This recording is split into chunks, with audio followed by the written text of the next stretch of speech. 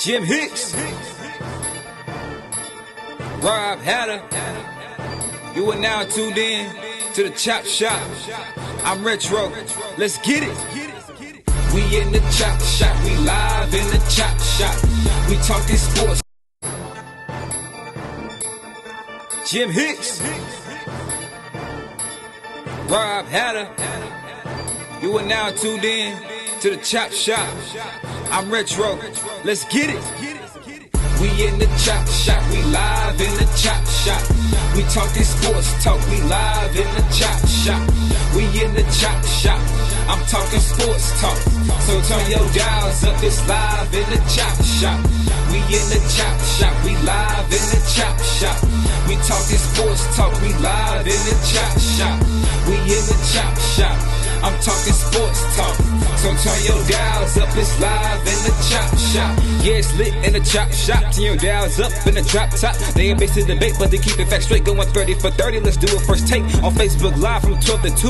Rob Hatter and Jim Hicks going back and forth like Carter Ray, Skip Bayless and Stephen Smith. From on the court, off the court, straight to the field. Not a man that steals, but I made it steal. To the octagon where I fight to kill. We go face to face, then you write your will. I don't play tennis, but I bring the racket. I'm on the floor, I attack the basket. Put you in the casket when I'm overlapping. Never showing mercy, cause I'm always snapping. Never showing mercy when I'm in the arena. Step into the ring, he see me as I beat him. Step into the court, I'm never backing down. Killing competition, I'm smacking down. Let me get back to the other stuff at the Chop Shop, cause they cutting up. It's Retro coming to you live to the Chop Shop. Now let's turn it up. Yeah, we in the Chop Shop, man. Shout out to Jim Hicks and Rob Hatter. You can catch the Chop Shop live from 12 to 2 on Facebook Live. Let's get it. We in the Chop Shop. We live in the Chop Shop. We talking sports talk. We live in the Chop Shop. We in the Chop Shop. I'm talking sports talk. So turn your dials up. It's live in the Chop Shop. We in the Chop Shop. We live in the Chop Shop. We talking sports talk. We live in the Chop Shop. We in the Chop Shop. I'm talking sports talk. So turn your dials up. It's live in the Chop Shop.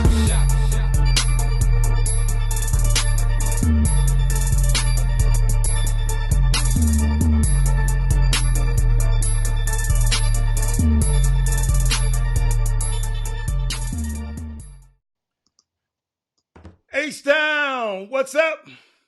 You know what time it is. It's time for the best 120 minutes of your day. The Chop Shop, the nation's #1 urban sports talk show, and also your midday sports happy hour. Yours truly, Robert Hatter, alongside Jim Hicks, coming to you live from Houston, Texas. But we're broadcasting all over the world on this Monday. And Jimmy, let me tell you, I got one word, Jimmy: tragedy. Jimmy, I had to come to grips with my own mortality over the weekend. You know, it made me stop and say, am I doing this stuff right? It's just, I just hope. I was absolutely dreading to do this show today. I was really. And I hope everybody can say a prayer for Vanessa. Send her your strength. That's Kobe's wife. And I pray that the families of all the people on board are surrounded by loved ones who can carry them through this excruciating time, Jimmy. You know, Hollywood's biggest and brightest people looked up to Kobe Bryant. I saw a transformation in him, Jimmy. And I learned, and I see a lot of pettiness going on in summer basketball and all that. This pettiness that we sometimes do. Man, maybe we have to take another look at it, you know.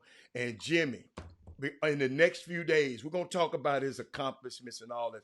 But in the next few days, I got something I want to share with the general public and the people that nobody's going to talk about on TV. And I want to share in the next coming days. I'm not ready for it today, but in the next couple of days, I'm gonna share. So make sure you in the next couple of days you'll watch the show. When the Spirit moves me, I'm gonna share a very, very, very important fact about Kobe and his life. But Jimmy, what you got, man? Where were you? Where were you when you heard the news? Um, I was, you guys may not know. Sometimes you have to realize a lot of time everybody's life goes in different wavelengths. So I remember I told you guys a couple of weeks ago, I had to go down to the valley, the Rio Grande City, for a funeral services of the uncle of my wife. Mm-hmm. Well, you come back a week and a half later, one of my best friends, lifelong friends, mother died, passed away. And remember, I gave you guys a story about one day about last month, and I went by there and went and sit with one of the elderlies. I try to do that often in my community. Sit with her, went and bought her some fish, some butter pecan ice cream, forgot the Sprite soda water. But she let me have it. She didn't need it no way. But keep going. No. But she was resting, and she wanted that. When they get to age. So, but anyway, that's what the funeral services was this past Saturday for Ella Lois Tyler. Ironically, one of our classmates from Cashmere High School, he was very popular. Name was Bailey Bell. Yes, I remember that. Bailey Bell had passed away. Their funerals were the same day, and luckily they staggered the times. They had to move. They were initially going to be 1 block away, but Bailey's funeral had to get moved, and it hindered me from going to pay my respects to him. So I was it felt great, and I was on the docket, and I spoke at the funeral for Mrs. Tyler on behalf of the Rosewood community. And it was great. The words, I didn't know what the hell I was going to say. It came to me that morning before I got to bed. That was great. So that evening, Saturday evening, we partied and celebrated. So then yesterday, had to go back by the house to check and make sure everybody, they had another fish fry at the house yesterday. So on the way back into the neighborhood, stopped by there all the fish was gone, but I'd stop by there and then sit there for a little while. I had some get loose juice with me. I always come there. You got the friend, you got to come with something. You're going to leave with a plate. If you want to leave with a plate, you better come with something. So that's just my house rule. Sitting there with the family and we talking, and that's when Sandra texts me and asks me, is it true? What do you mean, is it true? I'm down the street at the Tyler residence, fellowshipping right now. No, is it true about Kobe? And I say, well, what's your source? You learn to do this stuff. I say, what's the source? She say, TMZ. I said, oh, snap. I said, something on TMZ? She said, yes. So immediately right then, if it was on TMZ, this ain't TMZ of 1980. This is 1990. This is TMZ of now. And TMZ just showed you how far out in front they were for breaking that news. Jimmy, I just don't think they were so far out in front. They just didn't care, because the sheriff's department knew it. There's some people that knew it, but TMZ don't care, because some people wants to, from what I found out, want to notify the next of kin first. Well, TMZ don't care. In that situation where the bodies had disintegrated and burned up, yes. But remember the story from them, Kobe. And the thing is, understand how the guys. You know how they get it, Jimmy, on the fight manifest. What they understand? They're tied in. They're also tied in. They got it from that. Mm-hmm. But people like them, they're tied into the police. In other words, you know anybody that drives record trucks? The record trucks have the same frequency when there's an accident or a wreck that the police does. Right. They're on the record drivers. That's why record drivers can get there sometime before the police even come. They know it's an accident, and they're racing to get there and line up. But Jim, Let me help you though a little bit. In this case, the accident was in a remote area. It was even hard for the first responders to get there. So the only way I could know, because when the helicopter left John Wayne's Airport in Orange County, where Kobe lives, when it left, you have to have a flight manifest to who all is get on the plane. If you ever been on a helicopter, they write you have to have, you have to be part of the flight manifest. So that's how they got it, because everybody hadn't got to the site because it's hard to get to the site. It's like I think a $2,600 cliff that they were in. It was a remote mountain. It was in some mountain area. So TMZ could have looked at the flight manifest. So that's all I wanted to tell you. But I mean, they hooked in through all ways. Oh yeah, of course. Not just that. Oh they yeah. Hooked in every way. 911. They have somebody. And that's just a part of the business. Right. You have to understand. They just went in advance the business. They have somebody in the emergency room. They have somebody in the 911 centers. They have somebody at the police department on the switchboard. They have somebody. And think about it. If I'm TMZ, I'll put it like this: if you worked in the emergency room, in the emergency room, or in the 911 dispatch, and somebody tells you every time you give me the plug, I'm giving you $1,000. What you gonna do? You got the plug. I got the plug. You're gonna give it clean up. Now, somebody asked Olga, you asked how did the video surface? There was a family or some group of people that were hiking that morning at that time in the area.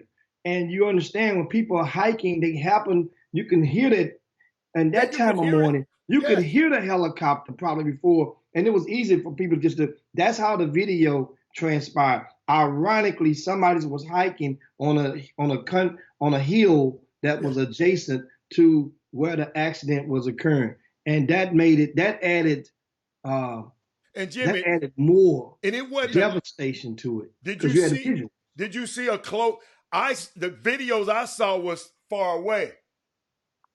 It wasn't a close-up video, because you got to remember it was a brush fire that happens soon after because of the fire. And like the fire chief was explaining, some kind of magnesium that's released, because that what propels a helicopter. What's it called is a Sikorsky B-76.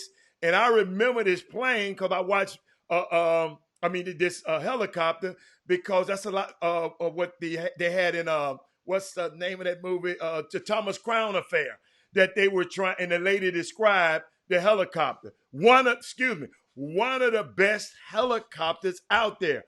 But Jimmy, I saw the police report, and I was watching the police reports, and somebody said something key.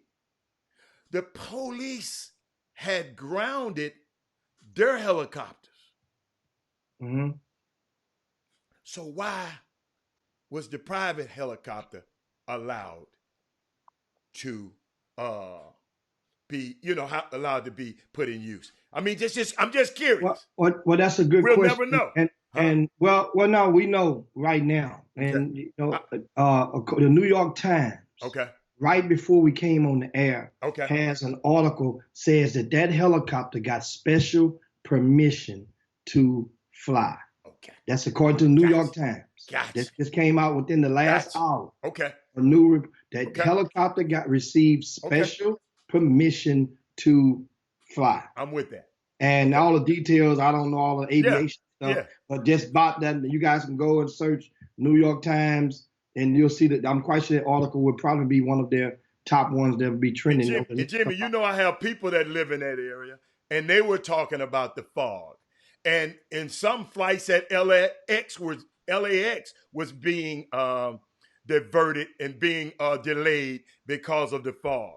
And I mean, it's just sad, man. But you can keep on. It's just so sad to me. It just, the little girl, and you guess how I found out, Jimmy. I asked you how you found out. Guess how I found out. Leave church, come back, I get a call from my son. On Sunday, he don't usually call me on Sunday afternoon, so I knew something was up. He said, man, you watched it? He said, no, he said, Kobe died, Dad. I said, what? I said, man, come on, man. So I went to looking, and he said, go to Twitter. So I saw some little stuff on Twitter that I just, how I am. One source ain't going to get Robert Haller. So I clicked on ESPN. They ain't said nothing. And I clicked. So I said, okay, let me go to the sheriff's department. So Los Angeles County. I go to their Twitter. They just saying people were down in a helicopter. So a helicopter did go down. So then my son, we got to talking, and the reason it was so touching that this is a kid that wouldn't allow me to buy him any other shoe to play basketball in his high school, in his college career, but Kobe's. I didn't think about it then, Jimmy, until I went back and looked at his pictures from high school, from all the way up. He always, James Harden, when James Harden with Nike, he wore James Harden periodically, but he wanted Kobe's. He went to college. Their college was a Nike team, but they didn't issue Kobe's. Guess what? He said, Dad, make sure I got fresh pair for every month, whatever. So that it kind of, Jimmy, that's when it hit me. I didn't realize how much my son idolized this guy. And even I go look in my closet, the most sneakers I have, the only basketball sneakers I have is Kobe's. I got some LeBrons later because of our Nike promotion, Jimmy, and they sent me sent us some Paul George. But the ones that I got myself was Kobe, and I subconsciously liked the way. I liked it myself. So, I don't know how you felt about that, but it was a touching day for me the whole day about this Kobe Bryant situation. And what we do is share some of you feel free to share some of your fondest memories about Kobe in the Boom Boom Room. And Russ Corley says, I was at the U of H basketball game, and the guy in front of me turned around and told me Kobe passed. Wow. Jimmy, we might have to open the phone lines today, Jim. And we'd do so. We could a little later. Now, here's the thing. Everybody, and it's kind of like one of those things whereas you remember what you were doing, 9/11. I remember. This is in that atmosphere. Oh, yes. I mean, it doesn't, of course, not the casualties. I'm just talking about the magnitude of when you heard the news, not to comparing the casualties, but 9/11, you knew where you were when you heard it and would never forget it. Yes. For those in music, Aaliyah, you remember where you were when you got that news about Aaliyah. I don't remember that one, Jim. I don't. I ain't gonna lie. And that was a helicopter. I just didn't remember it. I don't remember Aaliyah now. She wasn't that iconic to me. Moses Malone, Sr. I know where I was at then. You knew where you was when you got the news about. But he's a friend of mine, Jimmy. I'm gonna know that one. No. I say where you were when the news came to you. Remember, the eggs didn't hatch at the same time for everybody. I don't remember where I was. And you got that news and everybody. I don't remember. This thing right here with Kobe. I know exactly what. Everybody, as I got the news, I walk outside and some of the fellas was outside at the residence in the neighborhood, and I had to break the news to them. So they might tell a story to somebody else. Man, I was sitting outside talking, and Jimmy Hicks came and gave me the news, said Kobe died. I said, Kobe who? I said, how many Kobes you know? I say it should break right now. It's on TMZ. And at that time, you had people actually saying they did not believe it if it wasn't on. Sandra read me a quote from somebody on social media had started bickering because this guy, I don't know who the person is, a quote on Facebook. He not believing it because the ESPN hadn't reported it yet. I say, wow.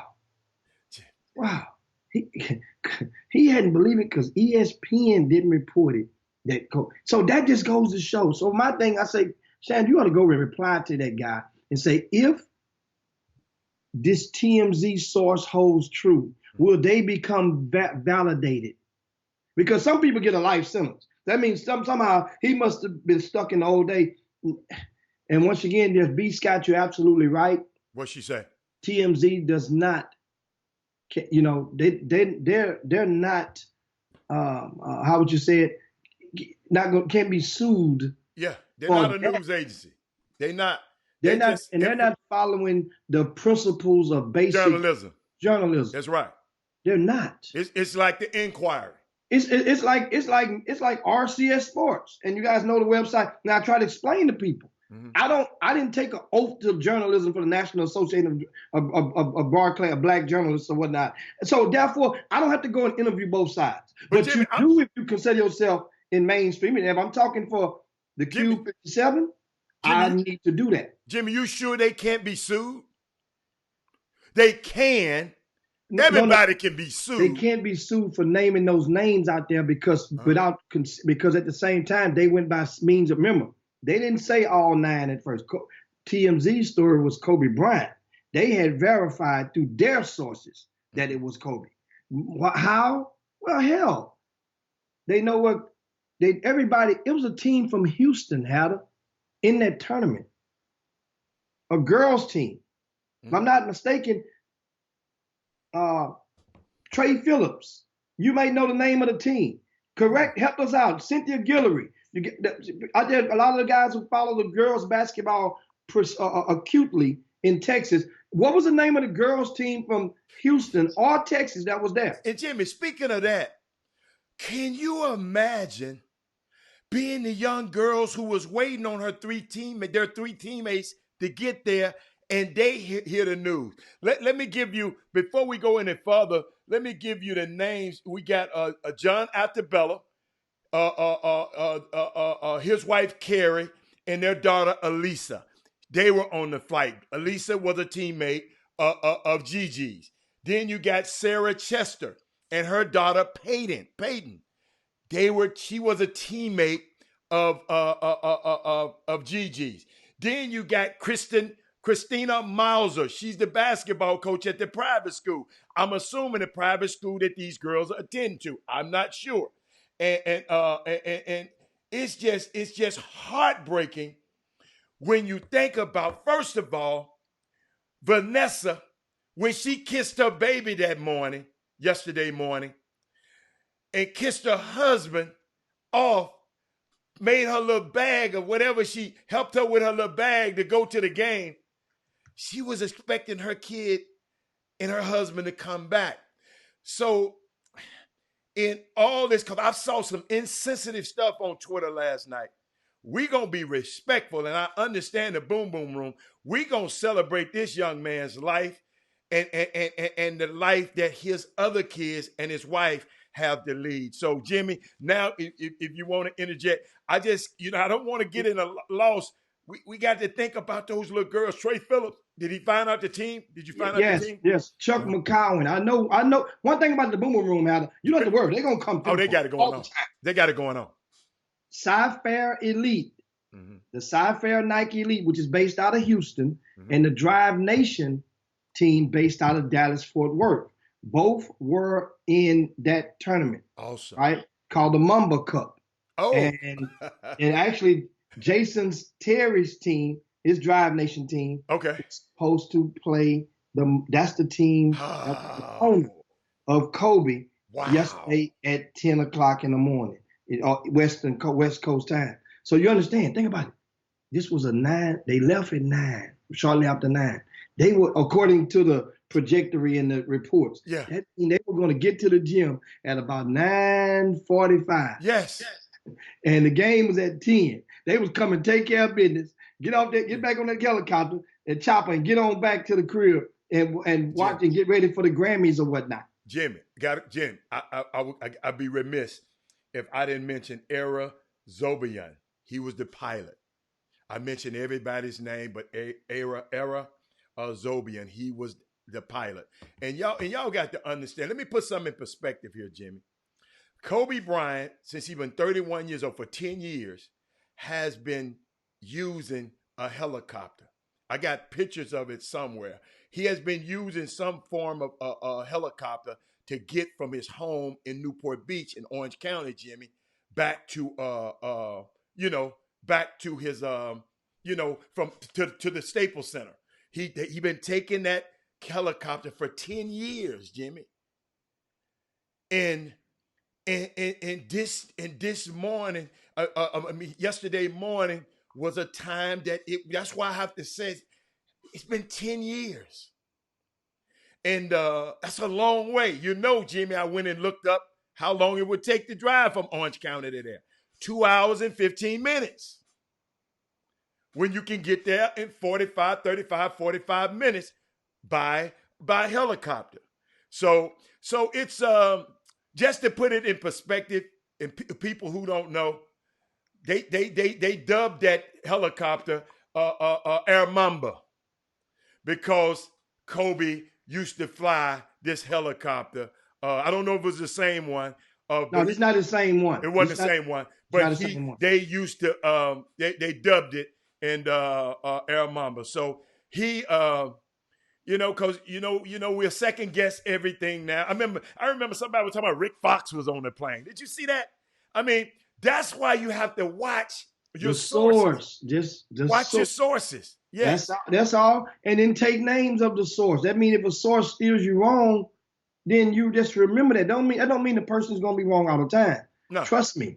There are so many corrections that are put out in media, in newspaper, in print, and broadcast media on a daily basis. Mm-hmm. But you just got to take note, because if when you start talking about tragic deaths, mm-hmm. and if a person can spew out an prematurely incorrect a piece of info, then that person there should get like a double negative, because that means that was definitely reckless. Now, that's just, now let's go back to the Boom Boom Room. And I see Daryl Hawkins. What's going on, man? I see you up there, Hawk. He says this is about the loss of a father, husband, daughter. Everyone who knows me knows I'm a Laker and a Kobe fan. Tell your loved ones you love them. Pray for Vanessa and the Bryant family.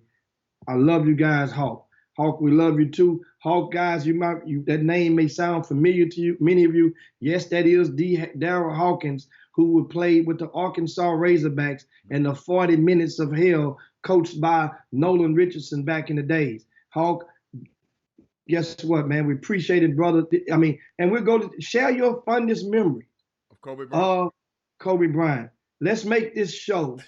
And Jimmy, I'd like to blame to all the media who listen to our show. I just like, in the name of decency and humanity, in memory of the beloved Kobe Bryant, please do not send a van, our car, our truck, our camera, our singer reporter to the Bryant's home. Humbly, I ask you to give this family time to gather and grieve privately. Please make a humane choice this time. And notice I said this time because y'all don't. And this is to the media, and this is my passionate plea to you. Please don't send them folks out there messing with that woman and her kid. She got a young kid, barely a year old. Please don't do that, Jimmy. I just want to add that too, Jim. Yeah, and Mindy says she was at church when she got the news. Okay. She said Cam was waiting for me in the car. He texted me saying Kobe died. The people I talked to, I told them, and they thought I was kidding. Mm-hmm. We started looking up the reports, nothing. Mm-hmm. Then 2 minutes later, everything started pouring in that he died. I'm totally in shock. That's pretty much how it was. Because nobody could, you just couldn't wrap your head. He's 41 years old. And Jimmy, I was blessed enough to be around him because Robert Horry, my company represents Robert Horry, so I stayed out in LA with Robert for a while because his wife, if you watch Kiva, his ex-wife was on the show. His daughter couldn't just keep going back and forth. And when she went out to L.A., his daughter was not reacting well to the doctors at the medical Cedars-Sinai. So the wife had to be here. So I went out there to make sure Robert day-to-day stuff was okay for a while, and making sure I was living out there. And I think I told a story on the show that when I used to drop Robert off at practice at 11, when I get there and walk in, Kobe was already sweating. He had already been there 2 hours before I dropped Robert off. And then when I went pick Robert up at 1, guess what, y'all? Kobe was still in the gym when me and Robert was leaving. I mean, this every single day. I mean, so, and Jimmy, I'll never forget, Robert not that he didn't like for me to fraternize with the other players as much. So I would just speak and keep on going. Players get territorial with the people sometimes, Jimmy, in those atmospheres. But, I didn't say much to Kobe. I spoke to his mom and dad and sisters. But Jimmy, when I didn't even really knew he knew me that much. But when the All-Star game was here in Houston, and him and his daughters were coming out the Hilton Hotel, and I was coming in, it would live. And I never forget. He said, "What's up?" He said, "Hey, Mr. Hatter." And I'll never forget it. I thought he didn't know who I was. But later in his life, Jimmy, he changed. See, we got to remember when he was a young 18, Jimmy, he was 17 going on 18. He was young going in the NBA. He couldn't go to the club with Eddie Jones and Nick Van Exel. He couldn't, so people thought he was aloof.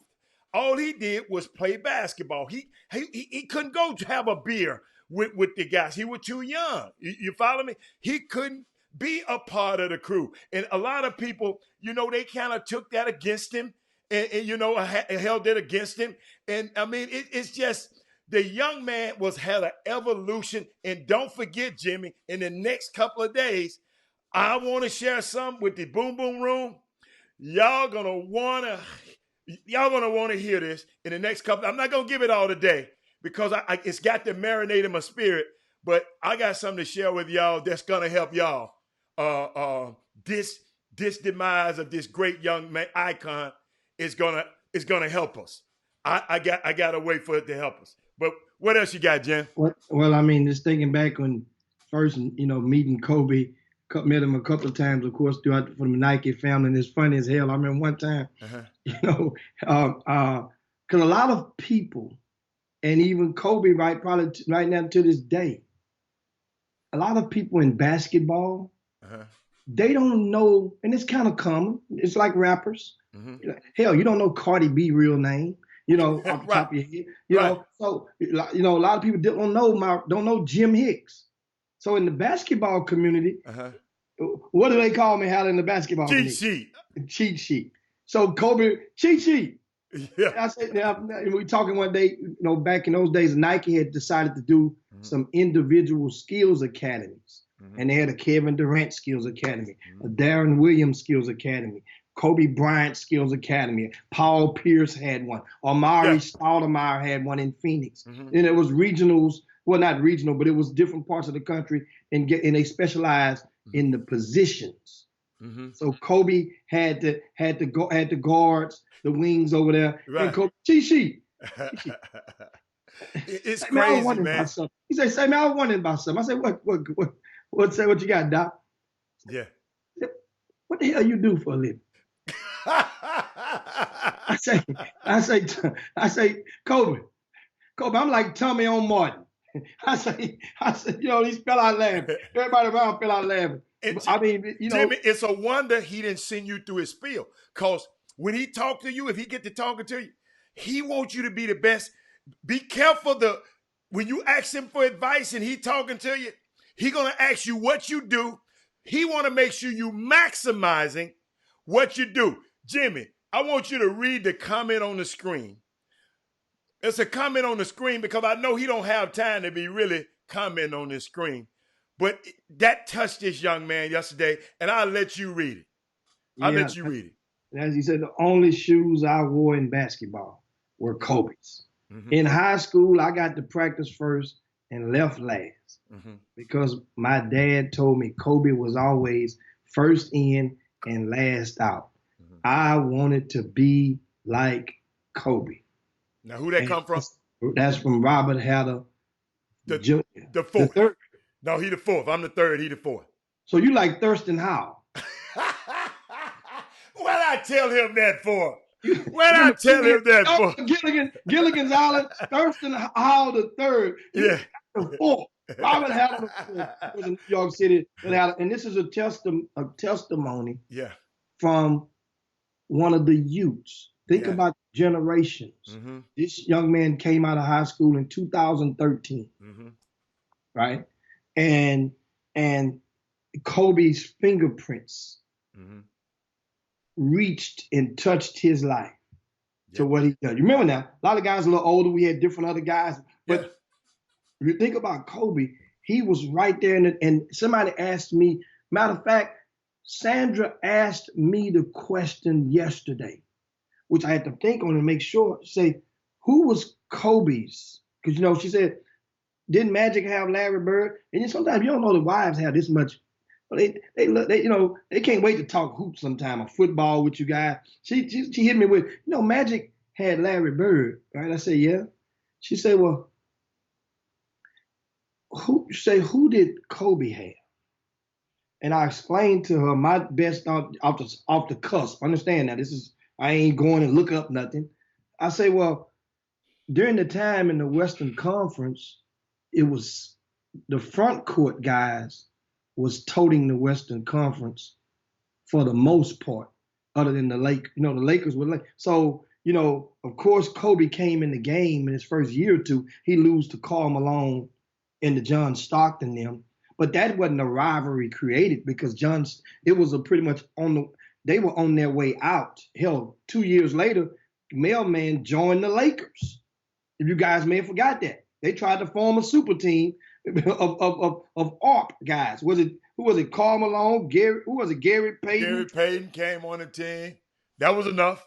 A whole slew of those guys. And I Right. mean, it probably smelled like Ben Gay everywhere they went. But she said, so who was Kobe's? I said, well, understand, San Antonio had Tim Duncan because David Robinson he was going out with the Olajuwon era, but Tim Duncan was the new.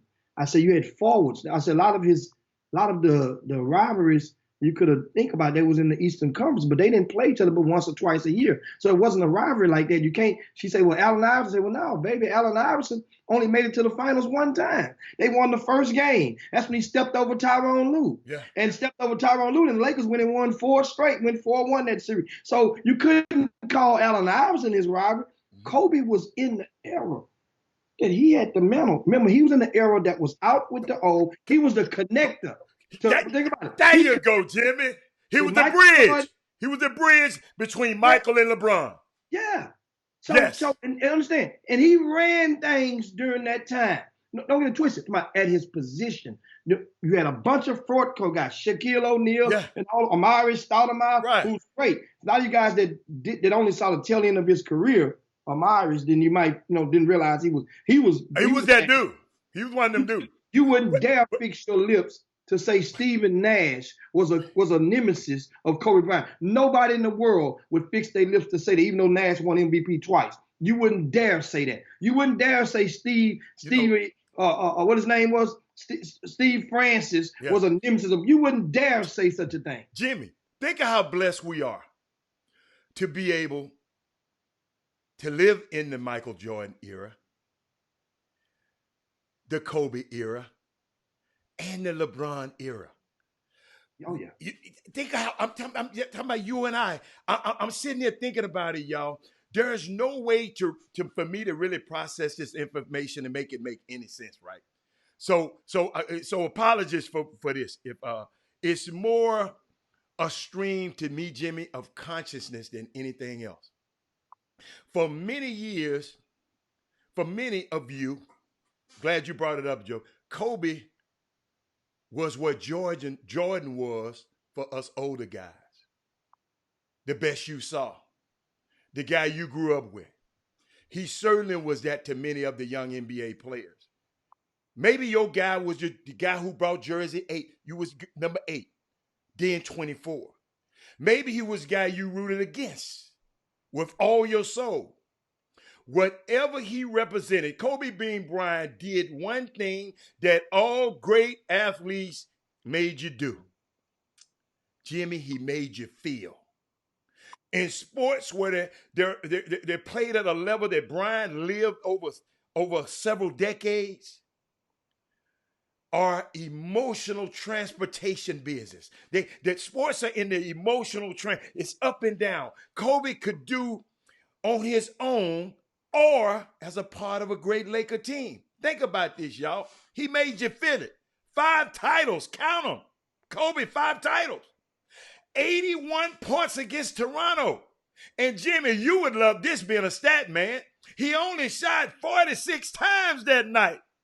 Let me rewind that and play that. Jimmy, I know you're going to love this. The night he scored the 81 points, Coach, you love to bring this up. He only shot it 46 times. Then he gave up 50 shots. He put up 50 shots. That last night he ever played a game, he only got 60 points. And then he said, Mamba out. And I ain't going to lie, Jimmy, I wonder sometimes how someone's competitive fire that burns so bright that he actually took and made a couple of free throws after he tore his Achilles. Jimmy, it's people can't make 2 free throws in a row with 2 good Achilles. But kid, I was wondering how he was going to find something to rival that. But he found it, pouring himself into production, Jimmy, winning an Oscar for Dear Basketball, providing a glimpse of what the greats think about in this series they call Detail.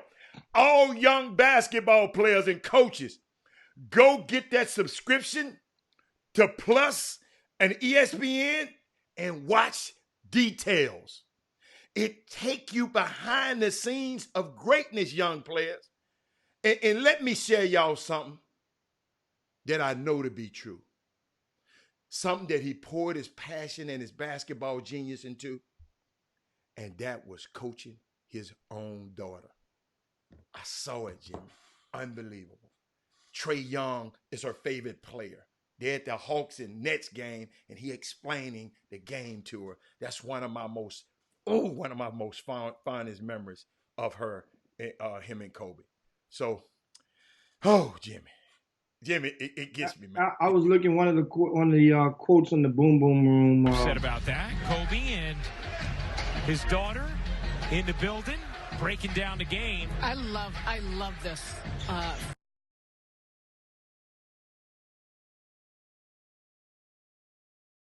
Conference, because you couldn't play nobody in the Eastern Conference but 2 times per year. You play one home and one away. Mm-hmm.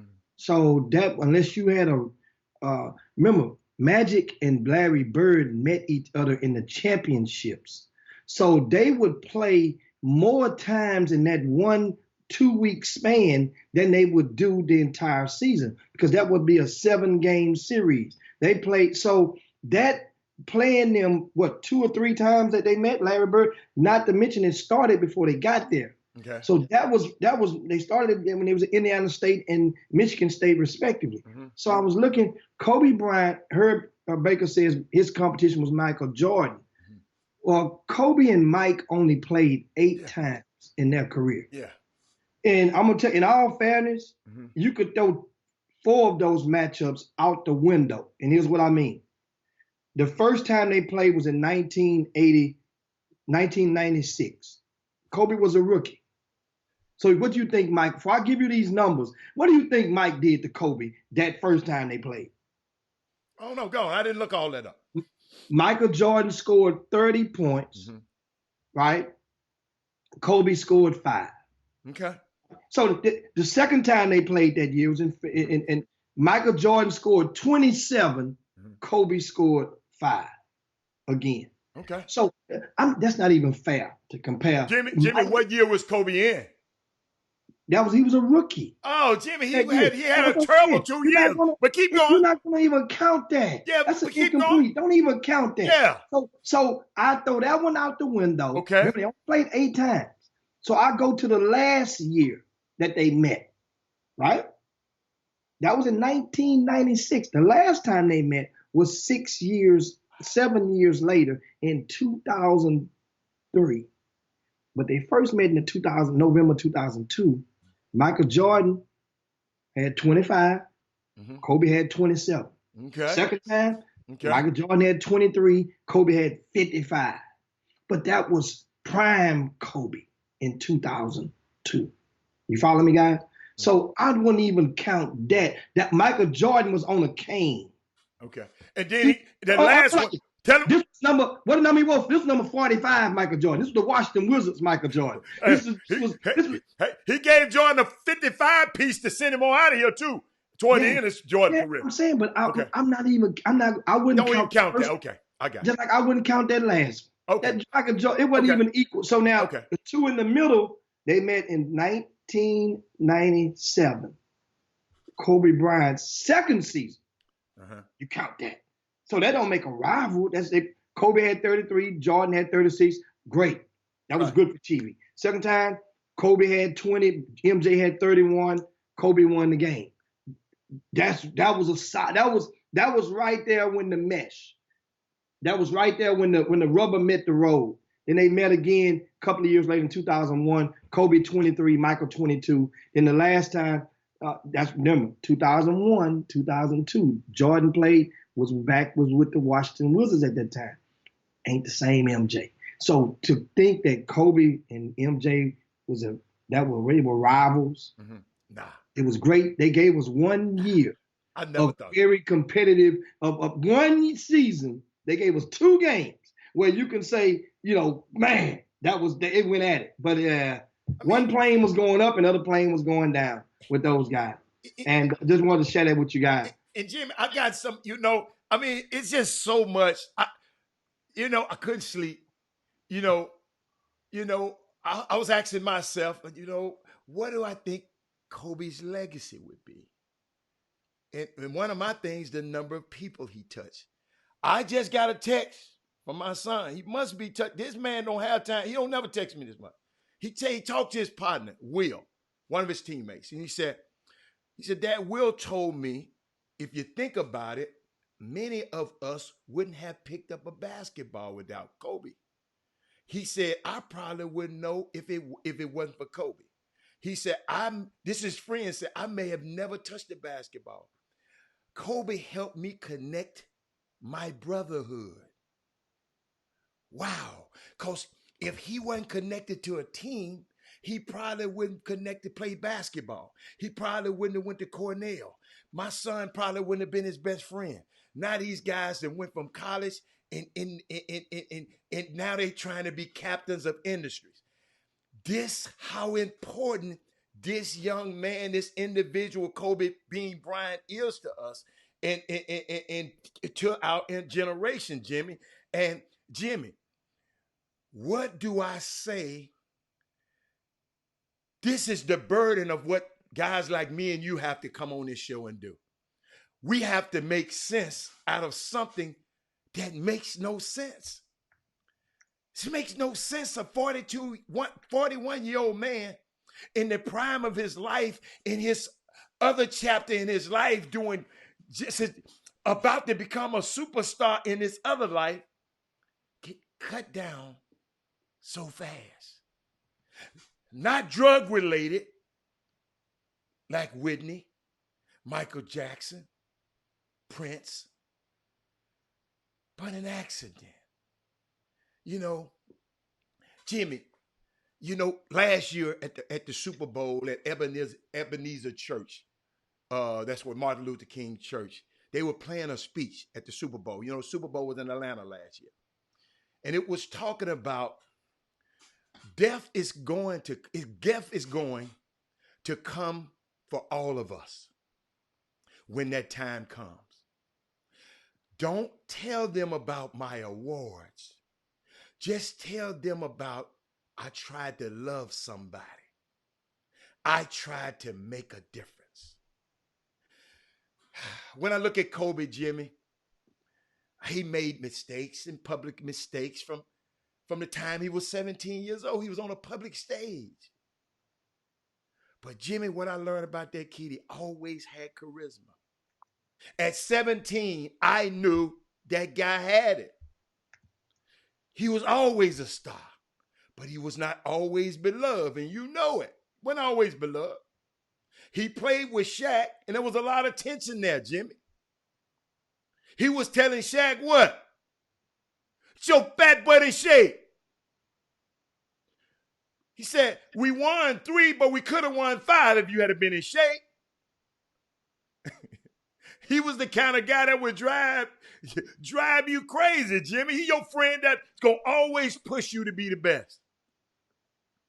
And nothing you do seems to be good enough for Kobe. But that's what make him so great, Jimmy. He was the most focused. I told y'all the stories when I used to go watch Penny play. And I go to the gym early with Penny. The person I saw on the floor was Michael Jordan. Hey, y'all, at the elbow doing one move, Jimmy. This Kobe emulate this. One move. Flap the ball out, pump fake, take a jump, dribble, left or right, and shoot. Jimmy, in the game, I'll never forget, when he needed a point, he went and did the same thing. This guy followed that blueprint, man. And, like you, I'm just glad to be able to say that he knew who I was. Even if it was a small, minute, hey, cheat sheet, what's up, Mr. Hatter?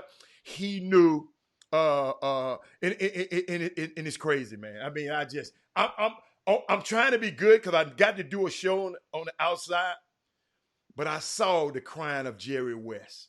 I saw the crying of Stephen A. Smith.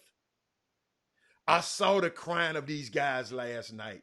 LeBron just went crazy. His last tweet on this earth was to LeBron James. Jimmy, let me repeat that. His last tweet was congratulating LeBron James for passing him as the third point getter in the NBA. That was his last tweet. Unbelievable, man. That we got to talk about this young man today. It didn't hit me. When my son, hold up, Jimmy, I talked to 2 NBA players. They were in the car driving with each other yesterday. And they asked me, I said, dude, I don't know what to say. What y'all want me to say? Yesterday, I did not know what to say. My son he don't know. I said, man, why you call me with this? Had me crying.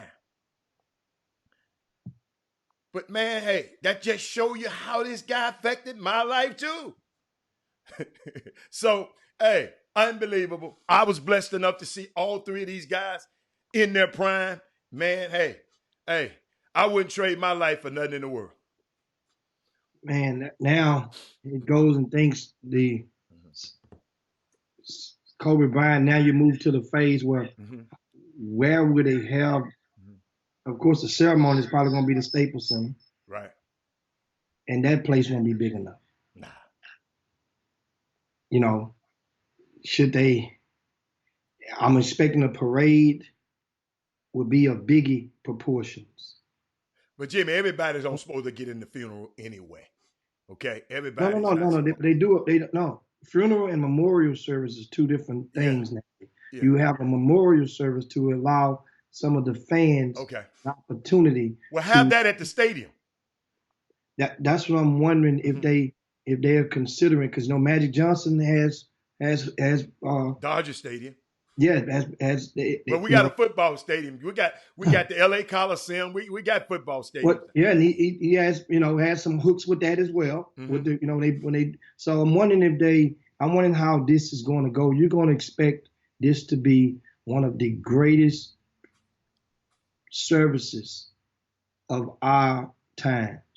I'm expecting this thing to be really humongous, because understand the thing about Kobe, he was one of the first African American basketball players that extended his reach.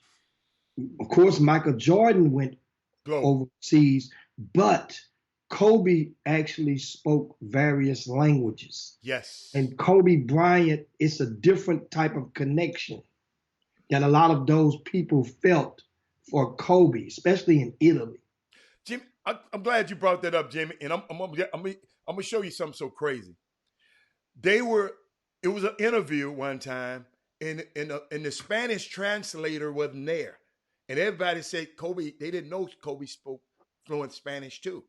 The translator wasn't there, so guess what he did? He did the interview in Spanish.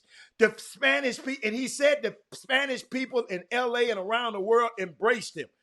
And I want you just to add that to you while you can finish talking, but I want you to add that caveat in there. That's how beloved he was. But you can keep going.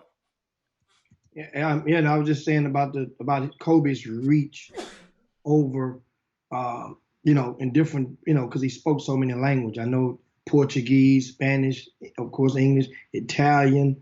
That's just off the top of my head. I mean, you just, this is huge.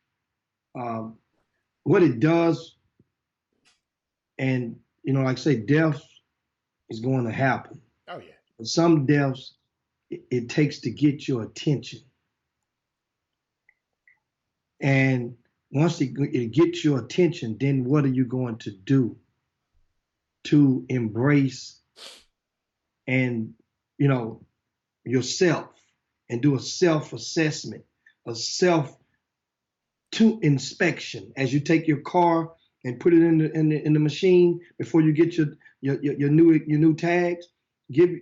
Certain deaths give different people an opportunity to wake up and inspect things, and then now you can tune and make things better.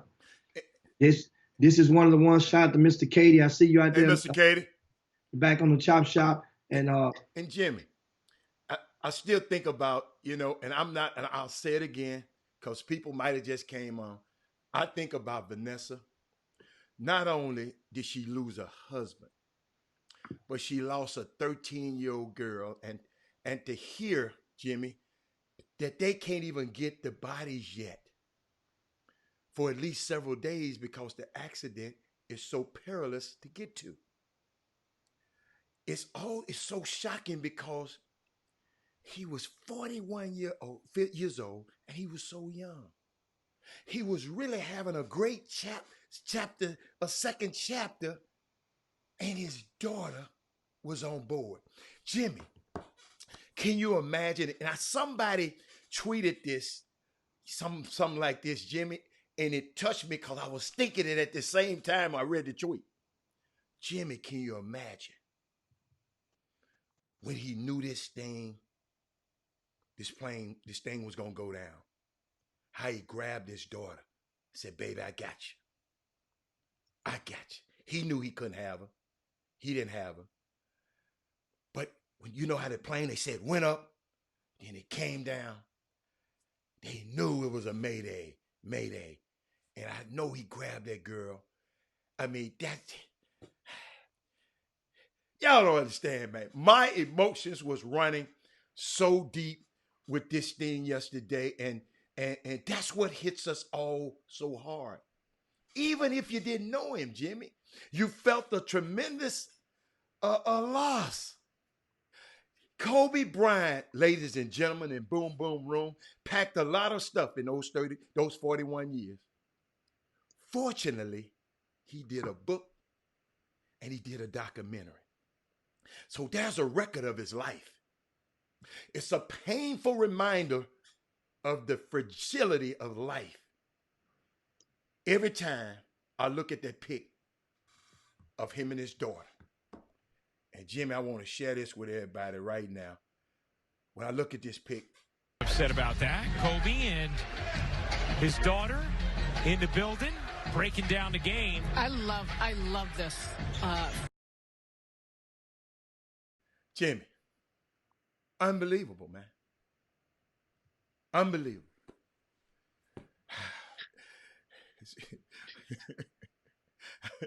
what?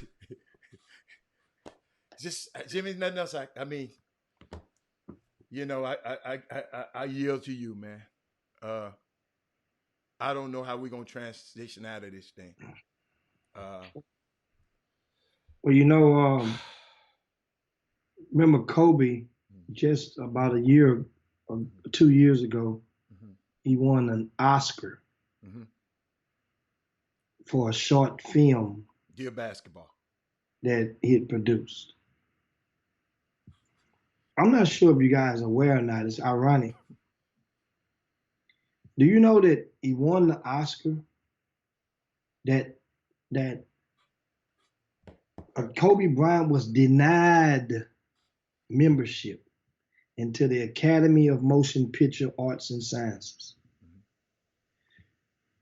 Why? You know, normally winning the Oscar, right? It automatically allows someone to be considered for entry into the Academy, but it's not guaranteed. You understand? But I'm wondering now if they're going to honorarily, posthumously. Yes. Yes. And that's what I'm wondering. Now, also, this year, Kobe Bryant, so many people had been bracing themselves to be in Springfield, Massachusetts in September of this year when the inductees for the Naismith Hall of Fame are inducted. Kobe Bryant was a nominee for this year. Yeah. He was going to make it. Yeah. No, everybody knows he was going to make But it. Jimmy, that's a banner class. Tim Duncan, Yes. Kevin Durant, and Yeah. Jerry Colangelo, I think, or somebody like that. I'm not sure. I think Calandra already is in. Yeah, but it's somebody else. Maybe Somebody his son. else. But so now Kobe, this Hall of Fame this year, I'm quite sure now they're going to probably get maybe Vanessa to get up there and speak, or somebody is going to get up there and have to speak in respect of Kobe Bryant. This is going to be one hell of a, probably the most watched one in a long time. You guys remember when Jimmy V, they put him in. It brought people to their knees. Jim Valvano, when he got put into the Hall of Fame. Kevin Garnett, Jimmy. Kevin Garnett is. Yeah, Kevin Garnett, not Durant. Durant not retired. So Kevin Garnett. Thank you, Fashion Police. But keep going, Jim. You call them the Fashion Police. I mean the Word Police. The Word Police. Walter Yates. And so this is, once again, guys, looking at some of the Derrick Johnson, did you see the picture of his team? Those little girls at the game faces on at a tournament that they were playing in and right outside of LA was indeed canceled on all games on yesterday when they got the news. Everybody in the building dropped down on one knee and prayed, and prayed together. Because at that time, the words were just trickling through. And people really, you think about it. You just saw a lot of those think about it. We're talking about this was a youth girls grassroots basketball tournament. Many of these youth girls were in the 8th grade and below. You follow me? This is for 8th grade and below. So a lot of these children and their parents are seeing Kobe for the first time. Everybody saw him on Saturday probably because they played. Now you're thinking your mind will get one last, I'll get a picture with him tomorrow. Somebody sent me a picture. I had it in my phone of some of the girls took a picture with Kobe on Saturday at the same tournament. Wow. I'm looking at the pictures like 5 little girls. And what team is this? Unbelievable. The Cy-Fair Elite from out of Houston. Their team took a picture with Coach Jellis in the hallway. And that picture there is going to be like, man. I mean, understand, everybody, this is Kobe Bryant, guys, 41 years old. And to think about it, He came out straight out of high school, Lower Meridian High School in Philadelphia, at 17 years old. He had played basketball, hell, for longer than he had been living. Most of his life had been basketball. I was going to bring that up. Yeah. If you think about it, it's 20 years, 17, 37, and been retired 4 years. And he's going into, and speaking of Lower Meridian, give you guys one of the FYI. When Kobe Bryant was in high school, his prom date was Tavia Lucas, the daughter of John Lucas, was his prom date. Tavia right now is expecting. Tavia is expecting? And you know, she about to domino in about 2 months. Oh, I can't about the wait. Big Six. And I'm gonna reach out to. I'm curious. I'm not gonna ask her. I'm just curious what the name. If they gonna name the little boy Colbert. If it's a girl, Colbert. But if you're the dad, would you go? I mean, how would you feel about it? If you're the dad, If I was a dad. your wife. No, my son. If my son gonna be Robert, so it ain't no doubt about that. I'm just saying. What you? I'm not gonna answer the question now. No. If you the husband, and she about to have a baby, and the baby and her and LeBron went to the. Let's say we use LeBron. He living that way. It'd be hypothetical.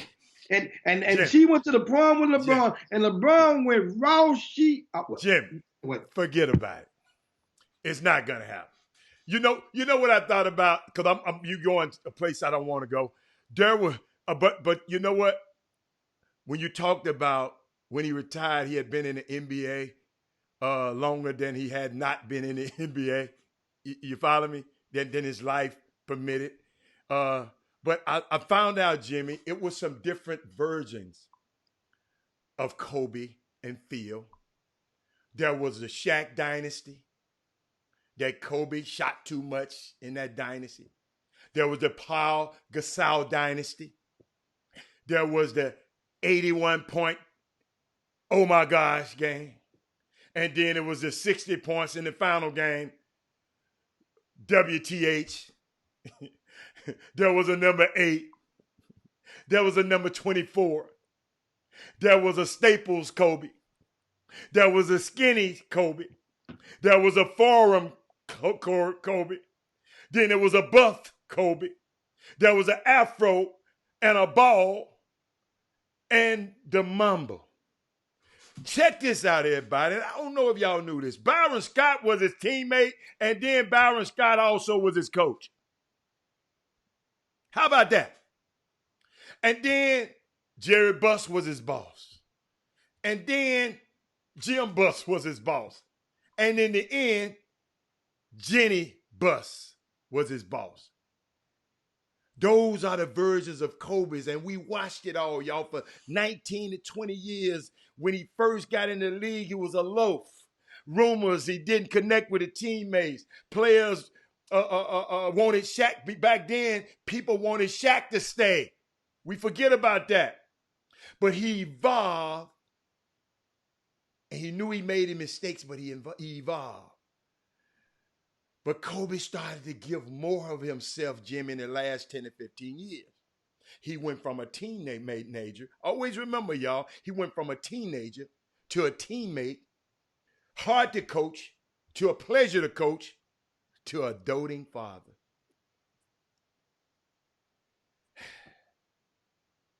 He had a deeper connection with the general public, Jimmy. It's hard to live out your life when you're a public figure that young, Jimmy, without making mistakes. There are times when you loved him. There were times that you didn't. There were times you screamed for him. In the world we live in today, where America is so divided, one thing I found out, Jimmy, music and sports unite us. Jimmy, we can be in a concert. Holly, Jay, everybody, you don't care who next to you. You cheering with them. You can be in a football game. If this guy like your team, y'all don't even have to know each other. Sports and music unite us. Michael Jordan. I mean, Michael Jackson, Whitney Houston. Well, always remember this if you're sad, if you're sick, Will Johnson, or Derrick Johnson. He gave us memories and marks in our life. You don't have to explain your grief to me. You don't have to explain it. One thing I thought about him, Jimmy, he was a great artist. That's what I thought of Kobe as an artist. He was more fluid than Michael Jordan, less physically overpowering than LeBron James. Jimmy, I just called him an artist, right? It's no coincidence that soon after he got out, 2 years ago, he won an Oscar. That's my tribute to Kobe Bean Bryant, one of the most beloved figures all over the world. China is in mourning. Y'all think these other players are loved over China. Kobe Bryant is China's number one guy. Ask Cyril White. Unbelievable. What you got, Jim? Some of the things that you guys may not have known about Kobe, give you just a few. Okay. We mentioned the tennis shoe earlier. And you guys may not know his tennis shoe was actually designed as a soccer shoe at first, because Kobe he had played soccer, coming up in Italy. I mean, soccer was king, when his dad. So soccer, he was a goalie. And think about how long he was, so Kobe was a goalie. So these shoes were first designed, influenced from soccer. Other things, I'm trying to think that some of the, from Kobe that you guys, why did he used to chew on his jersey like that? And I remember them asking him, he said he kept his jersey in his mouth because that was his way, because the jersey would always be sweating. That was his way of keeping his mouth moist. That's nasty. Yeah, I mean, come on, picking your spit. Hell, we see guys spit their mouthpiece off and pick it up off the floor and put it in there in the mouth and keep on rolling. Look at me. Of course, he wore, the nickname Jelly Bean. That was his dad's nickname, and he ended up. A lot of people called him, that was his middle name, Jelly Bean. Jelly Bean Bryant. He called Kobe Bean Bryant. That came from his dad, Jelly Bean. Played here in Houston. Played in Houston. He played in Houston. Yes, played in Houston. Yeah. And the journeyman. Big Moses Malone was great friends with Jelly Bean. Another thing, the number 33 that he wore back in high school, that was his dad's number back in with Jelly Bean's number. Just trying to think some of the things that now I mentioned to you earlier. I want to give you guys clarification. I mentioned his prom date was Tavia Lucas. That was Tavia's senior year. Wasn't Kobe's senior year. Kobe went to the prom with Brandy. Yeah. On his prom. So I want you guys to. That's good. I'm glad you clarified that. And Jimmy, you know what keep getting me? Like Cyril Wright that said the people over in China can't believe it. Kobe was. I just told him that. Thank you, Cyril. I'm glad you was on the. But Jimmy, my thing is how I think, and I told y'all in the coming days, I got some stuff I want to share with you about Kobe and about his death, how we can use it to the greater good. Jimmy, I always thought his best act was going to be his next act. Because he wanted to conquer new challenges, Jimmy. I never forget Jay Williams, who used to, play the Duke. He said he showed up early to a game while in a slump.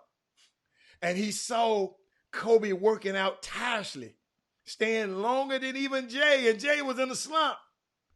He said after he asked Kobe, why you work so hard? He said, because I saw you come in to the gym. And I wanted you to know that no matter how hard you work, you wasn't going to outwork me. Can you imagine? Jimmy, he took the family to Disney World. for a week, right? So he couldn't find a gym to work out in. He called Orlando Magic and said, man, look here, man. I know this is not normal, but I'll come in at 5:30 in the morning and be out of there before all your guys get there. I just got to get that workout in. Jimmy, the man say he saw Jay Williams walked in. He said, I just wanted to show you, young buck. This how it was. He was the NBA player's guy.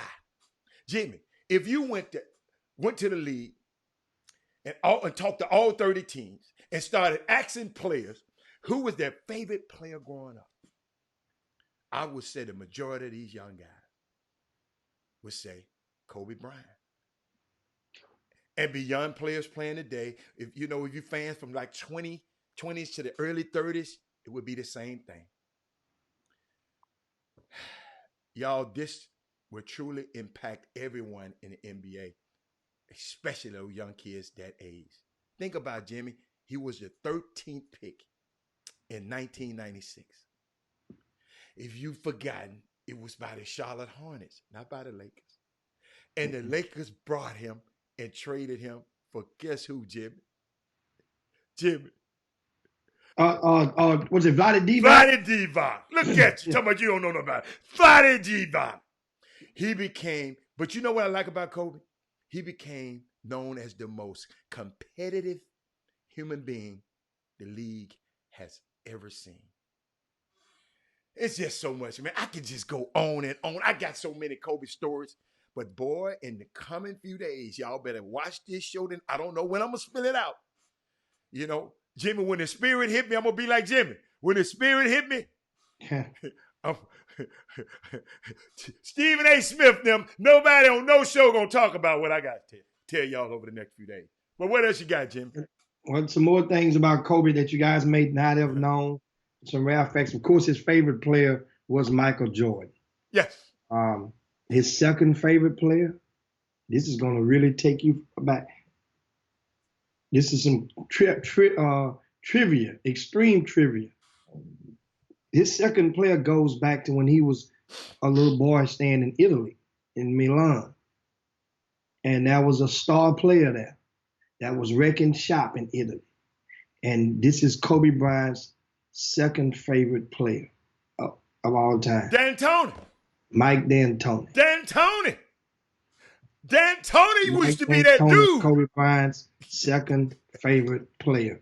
And just understand that just the point is, it shows the impression that you can make on a young person and you don't even know it at a young age. Just like when I said, Kobe Bryant had his Mamba basketball tournament this past weekend, girls tournament, and think about how many girls had met him for the first time.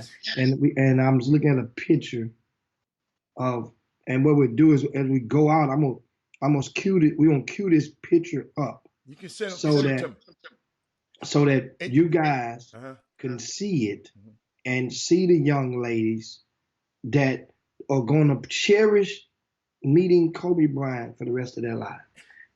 They probably didn't understand. So if they're in the 8th grade, that means they're probably 14 or 13 years old, right? So that means they were born in 2005, right? That means they probably couldn't walk to 2007. You probably wasn't comprehending what the hell was going on in the NBA until 2012, 13. Kobe Bryant, so they really never got to see Kobe Bryant. But guess what? Who's probably going to be their favorite basketball player of all time? Kobe Bryant. That's what I'm saying. Jimmy, do me a favor too and look at the screen. And I want to give a shout out to Kevin Drones. And the reason I'm going to give him a shout out is, Jimmy, I sent a tweet out or something. They sent a tweet from our social media. And Jimmy, look at the date, January 26th. Kevin Drones subscribed to our YouTube page. So guess what? I appreciate him so much. I'm gonna leave him on that screen. Let's see. That's what's gonna happen when you subscribe to our YouTube site. It's Chop Shop HTX, and I just put the young girls up on the screen, Jimmy. There they are. Wow, wow, wow. And they took this Saturday, and the young man came back. And Jimmy, I was just sitting there thinking about what you were saying about what if one of the young ladies was saying, I'll get a picture with him tomorrow. I'll get a picture with him tomorrow. Tomorrow never happened. Yeah, think about it. Some of their teammates would say, "Oh, y'all got a picture with Kobe? I'm gonna get one tomorrow." Yes. Shows you tomorrow is not promised. Yeah. So that's the thing. If you guys, a lot of people out there got a lot, you best to get going in your life and get things going, because if you're planning to do something, fulfill and put your fingerprints in the world on other people in order to make or to reach certain goals, you better get going. You don't ever know. That's the whole thing. I promise you. I said it the other day. The other week, I was making the bed. I'm one of those guys, I'm going to always make the bed. Right? And I said, one day is going to be my last time making the bed. Think about it. So it means if you guys are out there, some people out there, you probably didn't make the bed this morning. Think about it. So that means if this is your last day, you don't. That means you don't make your bed. I make my bed every day. Every Jimmy, day. I didn't used to do that, but a very special person. Jimmy, I used to didn't like making my bed. It's too big, too many pillows. I hated putting all them pillows back on there. Guess what? That's part of the bed. I know, Jimmy. No, I started cheating, Jimmy. Sleep on top of the bed? Huh? I just started sleep on half the bed, putting a little bit of a part where I was sleeping at, man. I just hated all the pillows, Jimmy. Can't stand them pillows. That's part of the play. Making the bed. If you can put an art to that and fix it to whatever you got going on in your life, you make your bed. If you're going to cheat your bed, some people I know, they just going to leave the sheets up on there and roll that top cover and put the pillows in. Okay, that's you. That's how you made your bed. Jimmy, what about all these petty arguments that people have with each other? Some are basketball arguments and some are stuff, your family members. Man, hey, y'all, I'm telling you, just pay attention to it. That's all. You pay attention. And Jimmy, so how can a person preach, harmony after Kobe died, right? Or Nipsey died. You want to preach harmony, then you just pay attention. Sure enough, that stuff will wear off and they'll be back to the original self. The original, whatever inside is going to seep right back out. That's why I always tell people, just pay attention. People that you see trying to do stuff and trying to help folk. Then you got others that are trying not, or trying to get you not to help folk. Hey, Crazy. Jimmy, Christopher Calvin said, what's the use to making the bed if you're going to get back in it? I'm not going to get back in it. I'm going to go to another part of the house. I'm not getting back in it. He's talking about the next day. Oh, the next night? Oh, yeah, I'm getting back in it. Oh, yeah. That's his logic. I ain't going to tell you no lie. It feel better when you get back in it when it's nice and neat. Now, I ain't going to lie. It felt better. Well, I don't know about you, Christopher Calvin. You don't have to make your bed if you don't want to. So what's the use of brushing your teeth if you're not going to go in front of nobody? What's the use to washing your arms if you ain't going to go in front of nobody? If you ain't going, some days you don't, every day you don't go out. If you ain't going, so that all fine. Jimmy, you got to clean yourself, though. To each his own. But do understand, your input is going to equal output. It's just a habit. I know one thing, you guys can apply it and understand. If that's your method of thinking, then don't upset when your kids. I love Miss Bridget Wiley. She told you a thing or two, Jim. She said, or if, hold on, Jim. Not really, church. She just said, hold up, what she say? She said, or if you don't make the bed, don't let it define your whole day. Keep it moving and not sweat the small stuff. I like that too, Bridget. I like that. See, Jimmy, No. you just like making your bed. Some No, people might not.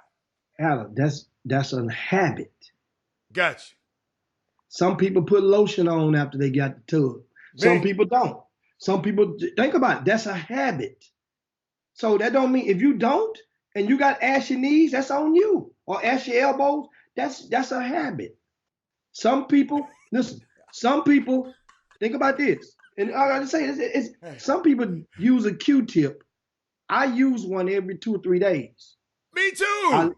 I lick the dry Q-tip and I go in the ear. No, Jimmy, you know what? Go in there. I don't do the licking. My mama used to do that. You can't dry rub your ear. Jimmy, I just run it under some warm water. I like the way warm water. No, my mama used to do that. And I used to hate her to spit on me.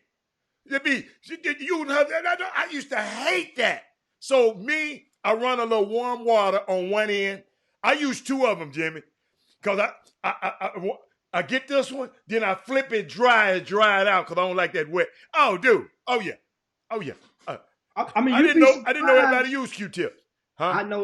I know ladies. I know y'all share things and y'all see things alike because y'all slumber parties and stay in rooms with each other, and guys alike. Guys, I've seen and been roommates, sometimes you be on the, and I'm like, some guys, I'm like, wait a minute. Did he just walk out the room and ain't brush his teeth? You learn. I'm like, I'm going to eat breakfast, so I'm sitting to brush. I'm like, hey, Jimmy. See, I don't be around guys like that. But Jimmy, I'm finna help you out though. Bridget said, how did we get there? In case you just come on, people might think we talking about, you just said, imagine Kobe leaving the house and he thought he was coming back. He might have then put some up. What if he didn't do this? What? Nah, I ain't gonna even talk about that, Robert. I mean, it's just so many. It's just a great. But Jimmy, I know we're gonna talk about Kobe, but Jimmy, I saw a mailbag I wanted to address with you, but we can wait till another day. Mailbag time. Huh? It's mailbag time. It's mailbag time. Cause we're gonna talk about Kobe. Cause remember I told y'all hold me to it. I got something to share with y'all, but it's just resonating in my spirit how I present it to y'all. In the next couple of days, Jimmy gonna trigger something, and I'm gonna give it to you like Claude or Ray. I'm gonna give it to him real good. So it's gonna be great. It's an awesome thing. But what else you got, Jim? I see you sent me something else. Well, last night, before we get into the mailbag, I want to just add some other stuff. It was ironic. Okay. I want to give a shout out. Little bitty things that sometimes people can do in a creative manner. Okay. Because I love creativity. I really do. That's one of the things that if I had to go back and do it all over again, I would have made a very conscious effort to display a lot more of my creativity at a younger age when I was in grade school, because a lot. But anyway, this has no comparison. But I'm just looking at yesterday. Trey Young went and he came out to number 8 to start the game yesterday. This is a second-year guy in the league, not even 21 years old, right? So he wears number 8 to start the game off. They took a 24-second violation. Kobe Bryant wore number 24. In 8, he wore number 8. And we mentioned earlier, do you guys understand why he wore number 8? I'll share that to you. Kobe Bryant wore number 8 because that solidified and proved that Mike D'Antoni, that was his number, the current coach of the Houston Rockets. He wore number 8 for the Milan team in Italy. So number 8 was equivalent to number 23 in America. That was what number 8 meant in Italy. That's where Kobe grew up before moving to Philly for the last couple of years during high school. So Trey Young he took off that number 8 and went back to his number 11 and proceeded to score 45 points on 24 shots. The number 24. You see it? Yeah. Understand it? I saw that. He was playing against Devin Booker. Devin Booker scored 36 points on 24 shots. So let's get this right. 45 points from Trae Young, 36 points from Devin Booker. Add that up, how much that equal? You the math guy. 81. Wow. I saw a lot of that stuff on Twitter last night, and I didn't want to print it because I did not want to go and verify it. No. I mean, but that's a simple box score from one game. Now, want to remind you guys, we said, Jimmy, what about the Madison Square Garden, Jimmy? Lighting it up outside purple and gold. Even in Houston, Texas, over the overpass.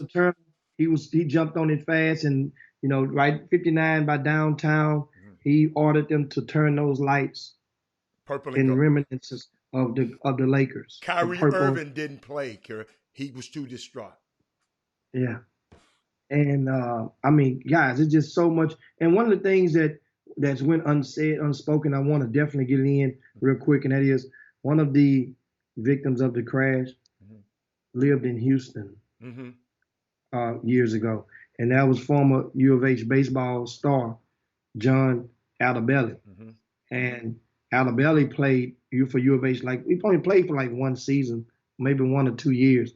Back in the time when I came, I think he was right before me, because we played U of H, and I was at TSU. I didn't remember him then, but I think he's right before me.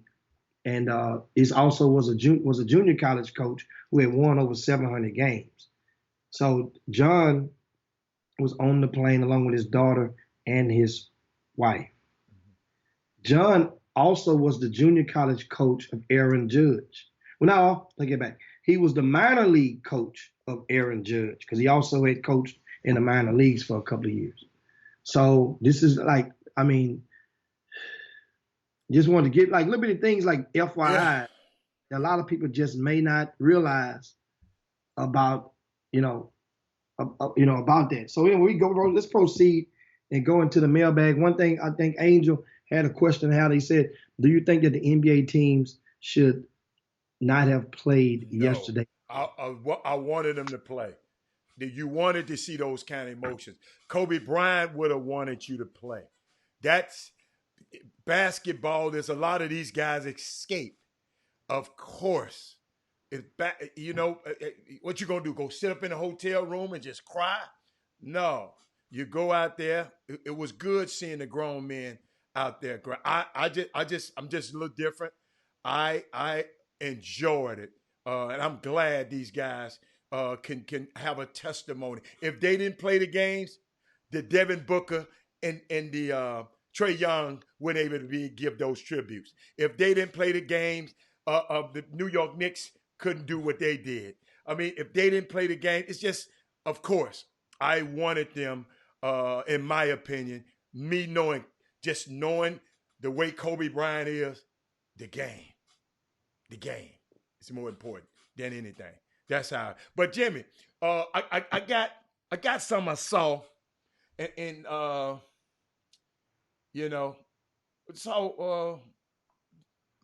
today, and I wanted to share it with you. I want you to help me because I read it, and it was 4 or 5 different tweets, and the guy said, and I'll tell his name, Jeffrey Day.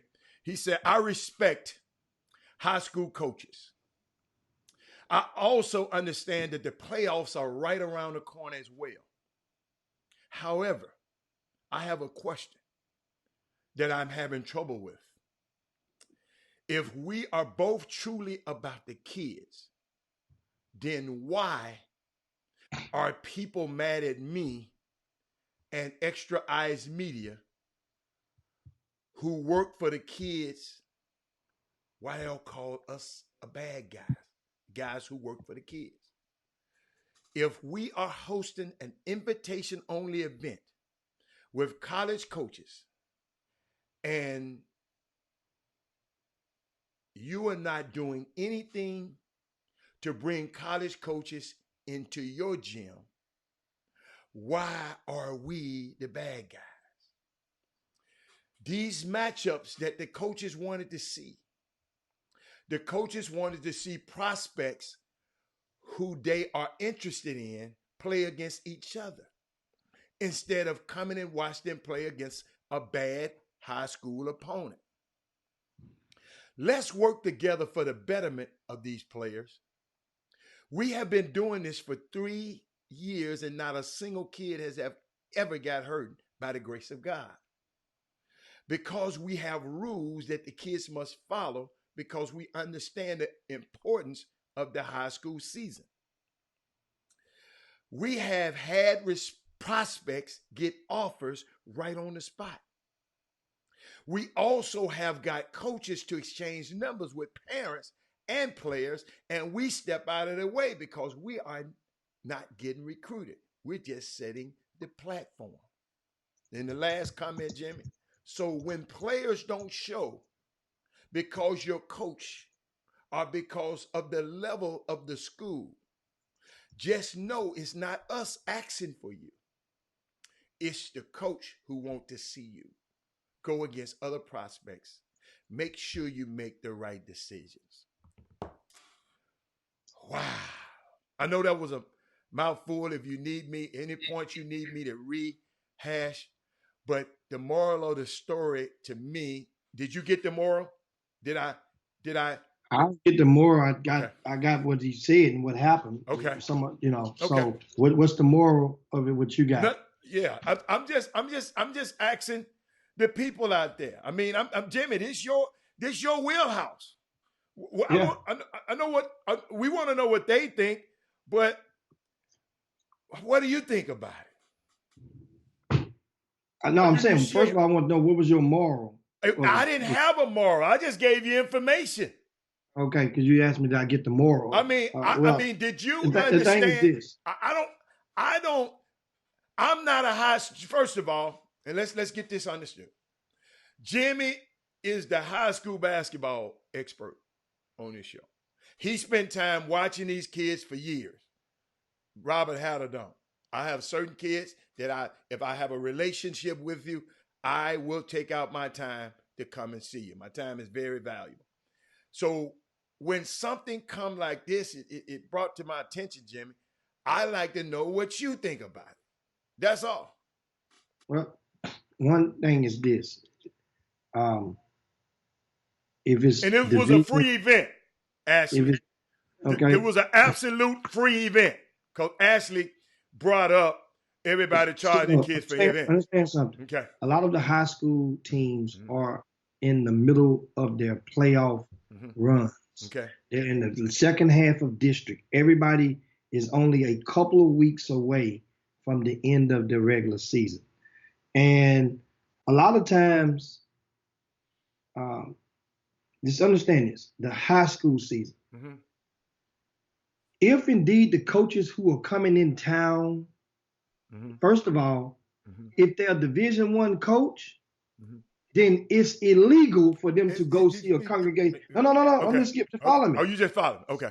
All follow me. Okay. So if they Division I, that's illegal, an illegal gathering of prospects for them to view. Okay. That's almost like going to see a summer basketball event right now. They can't go see a kid unless he's on their campus for a Division I. That's the rule.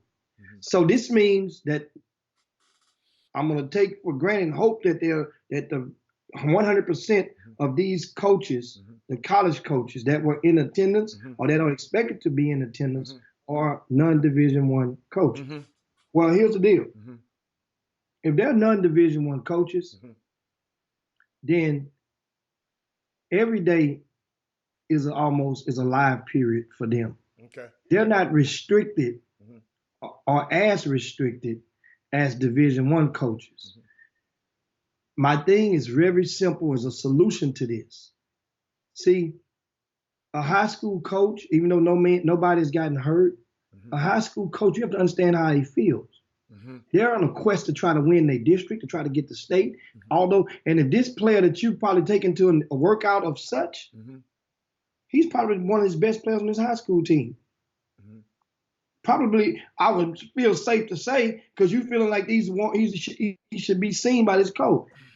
If you have this respect to contact the high school coach of that player. See, here's the thing where a lot of the high school coaches, they feel disrespected.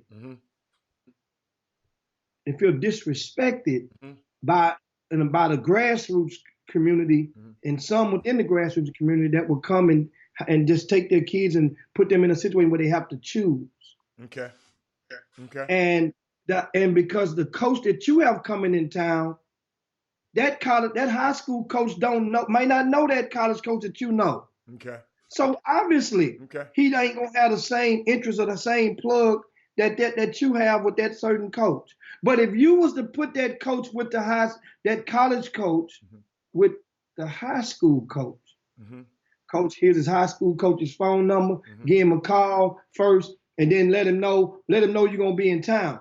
I working on your side, I working on my side, I get the kid. But you going and saying, I'm gonna get these kids there. Remember, that college coach coming to town he gonna see 10, 12, 15 kids, but only looking for maybe 1, 2, or 3.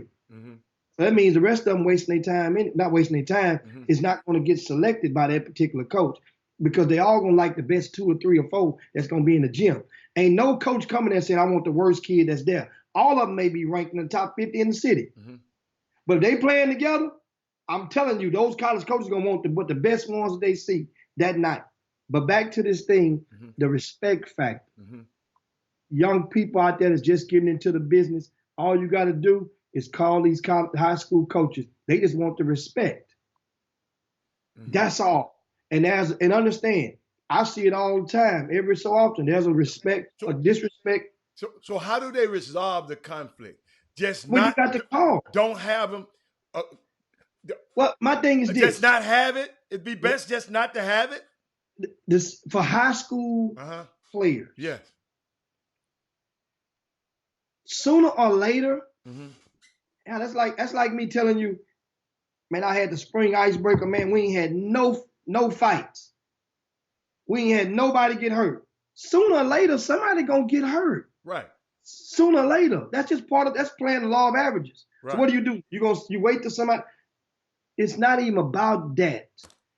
I'm telling you more so. If you was to call a coach and ask that coach what you think, then what's going to happen is stop trying to play these high school coaches against yourself and measure and saying he don't care about you. What he doing? What is he doing for you?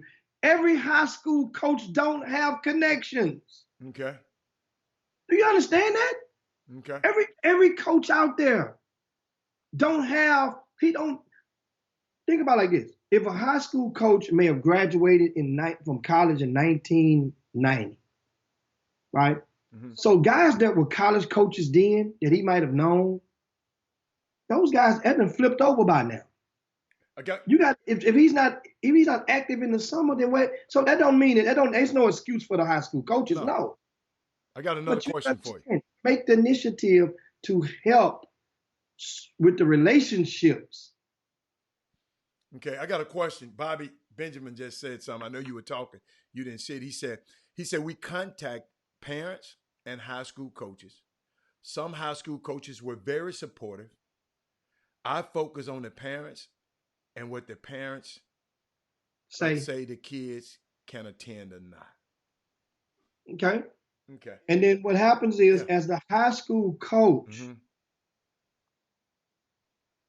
remember now, certain coaches ain't going to even reply to you anyway. That means you eliminated the excuse. I'm just telling you a way to eliminate the excuse of a coach trying to, because what happens is, once you get on the bad side of the high school coach, he's going to be there and have players, and he has a building, a relationship. And he can only do so much to hurt you. But at the same time, he can make things difficult for you. If you're a video guy, and high school coach say, don't video my games. He can go tell his boss we don't want them. I mean, just different things. But at the end of the day, more and more high school coaches now are also grassroots coaches. There's a grassroots guy on every staff, almost every other staff in Greater Houston or in your city if you're in the metropolitan area.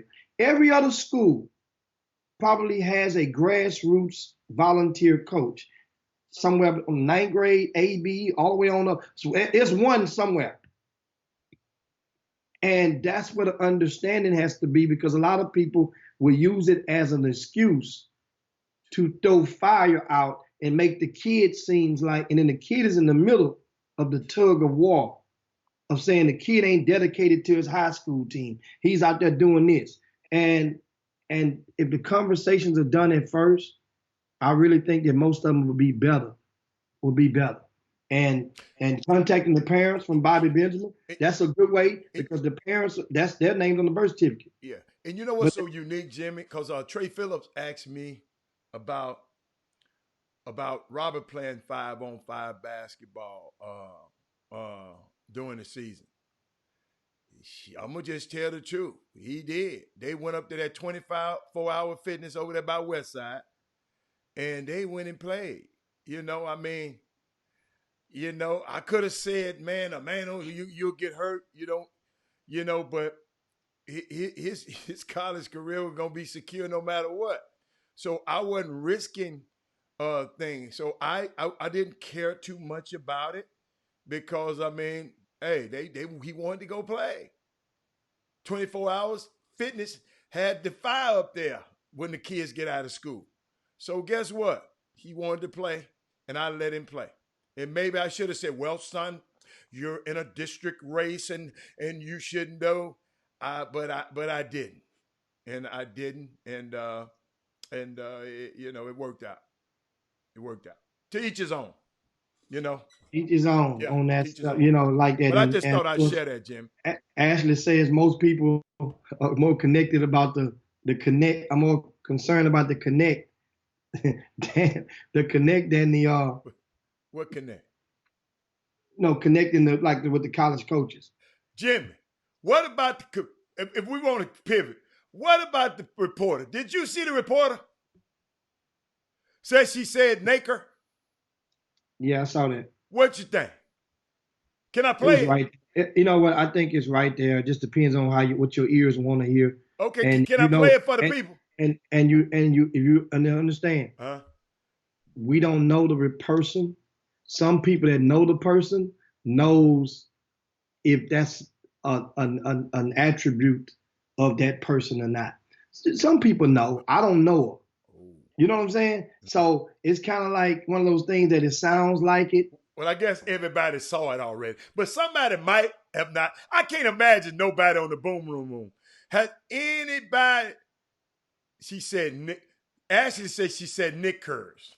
Hold up. Let that was perfectly cast on the Los Angeles Lakers. Kavita, if I could ask you to. A star that was perfectly cast on the Los Angeles Lakers. Kavita, if I could ask you to. Now, Ashley. I just played it, Mark. Mark, I'll play it one more time. Jimmy, one more time, Jimmy. A star that was perfectly cast on the Los Angeles Lakers. Kavita, if I could ask you to. A star that was perfectly cast on the Los Angeles Lakers. Like I said, it would have to factor in knowing who the person was and knowing that person. If you could tell some people. Like I say, once you see them or you hear other stories, then I don't know, so I don't. It's one because just watching Power. Ghost was on the ground. He said, "Tommy," it sounded like he said, "Let her go, let her go." But in reality, a couple of episodes later, he was saying, "Let it go." It proved, but it sounded like "Let her go." People were having to slow it down and put it on social media. Let it when he was on the ground. I don't even know what you're talking about. When Ghost got shot, When Tommy, the episode when Tommy was there and Tommy was kneeled down and Tommy looked up and saw the shooter a few weeks back, and so that means Tommy knew who the shooter was. And Wait.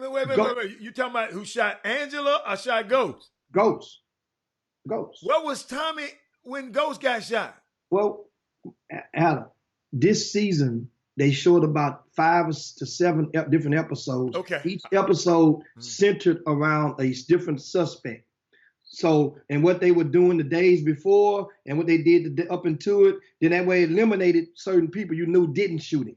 You follow me? So that particular week was Tommy's week. Because Tommy, at the beginning, he had a motive. He was already dead when he got there.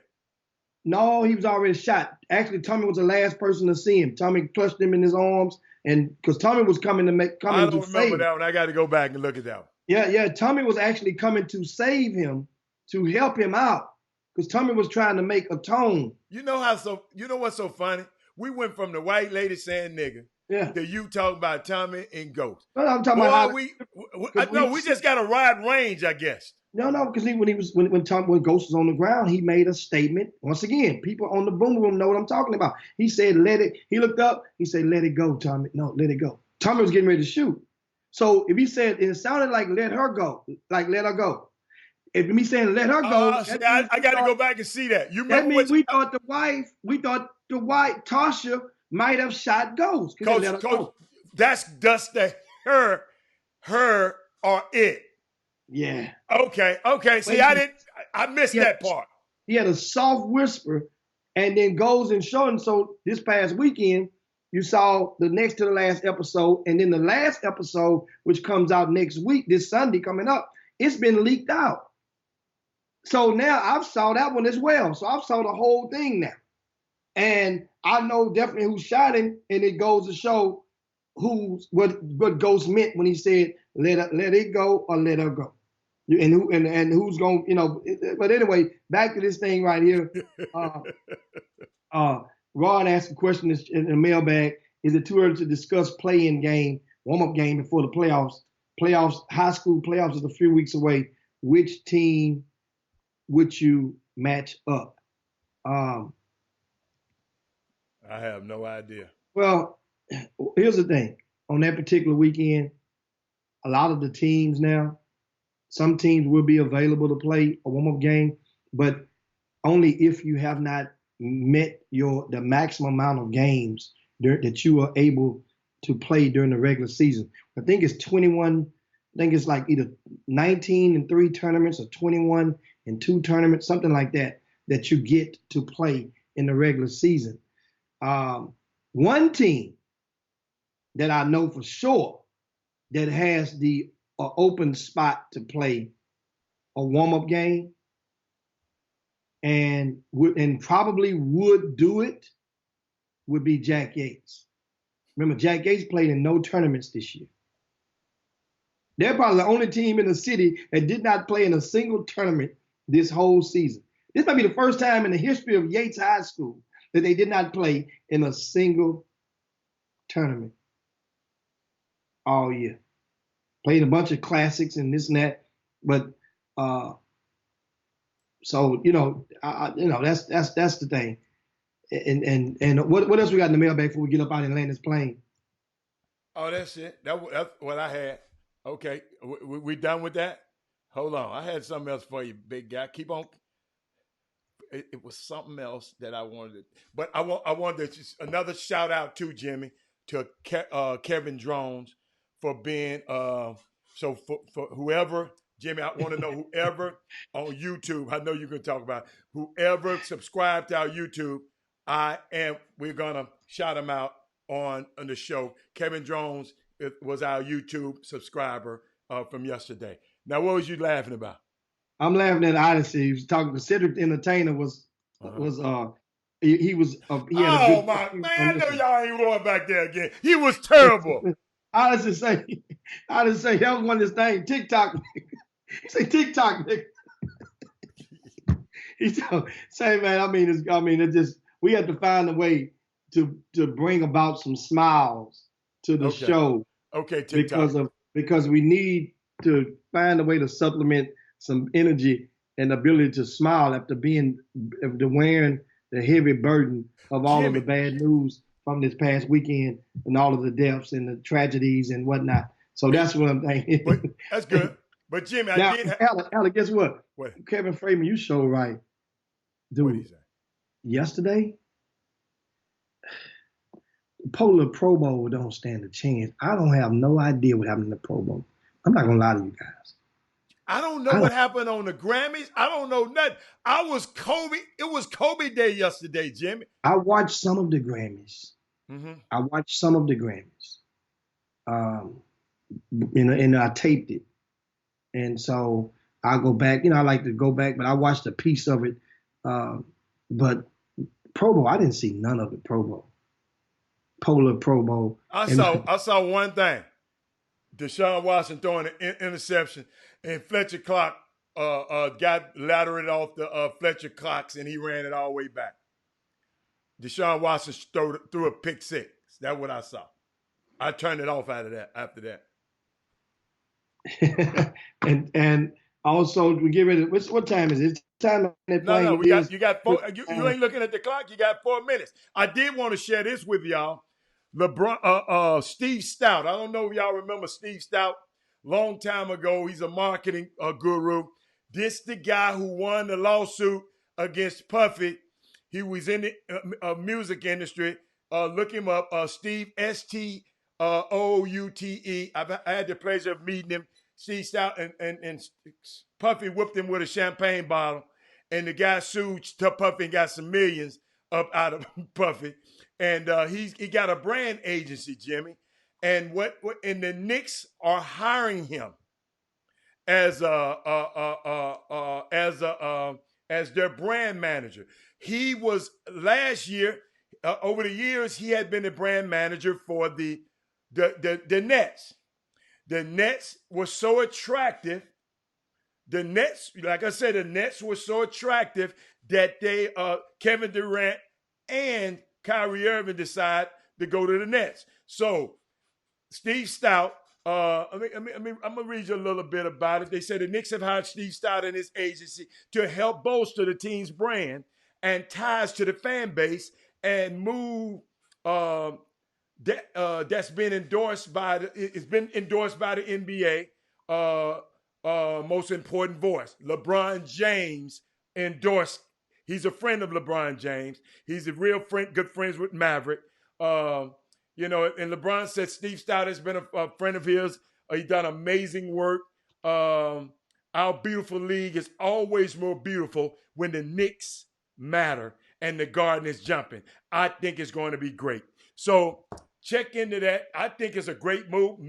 I know the work that Steve Stout does, Jimmy, and it might not help them guys win on the court, but the image, the Dolan image, all of that, it should be. I put it like this: Damon Dotson plays on that team, so I want that team to succeed, and I love to see what Steve Stout can do with that team.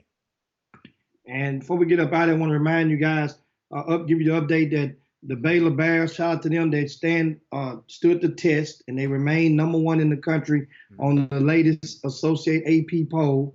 The University of Houston, after a gallant, gutsy win over UConn the other night, they rise up to number 21 in the country. So University of Houston is in the top 25 for the third consecutive year under Coach Kevin Sampson. Awesome, man.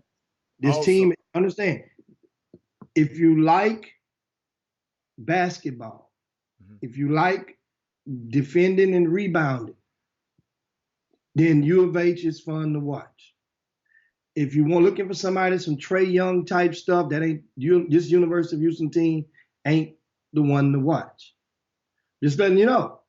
But these guys, they're 16-4 right now. 16-4. And they're studying climbing. And Baylor Bears went on the road to Florida, picked up that win, and guess what? Once again, it could honestly say, put it like this: do you guys understand who's number 4 in the country? San Diego State, Undefeated. 21-0. San Diego State is number 4 in the country.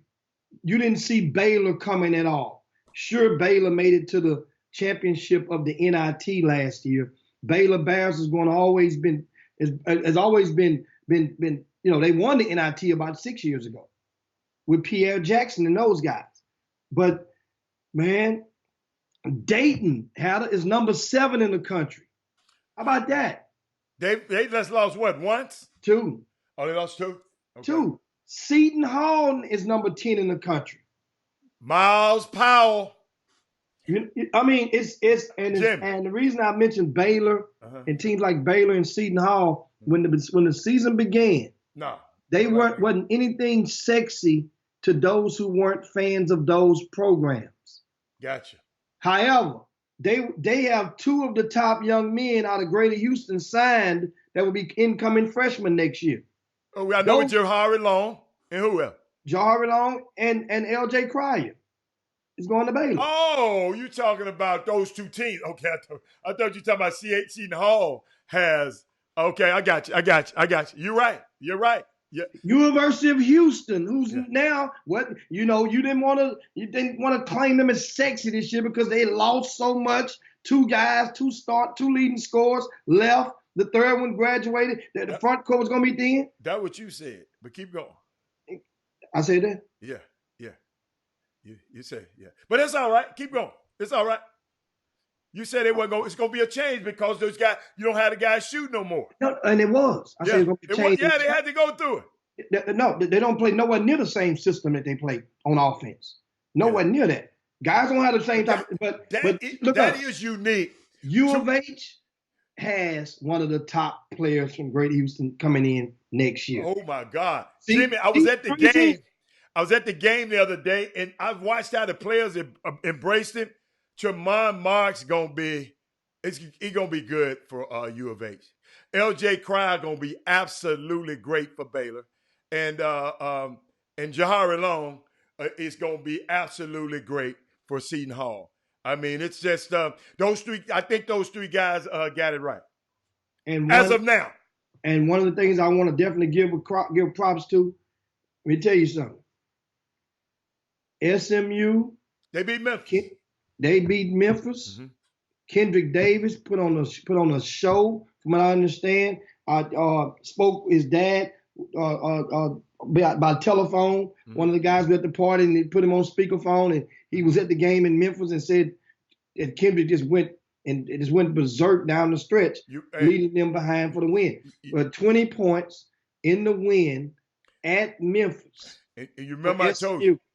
And this SMU team, who remember now, the SMU team, they almost came away with a victory at University of Houston a week and a half ago. Oh, yeah.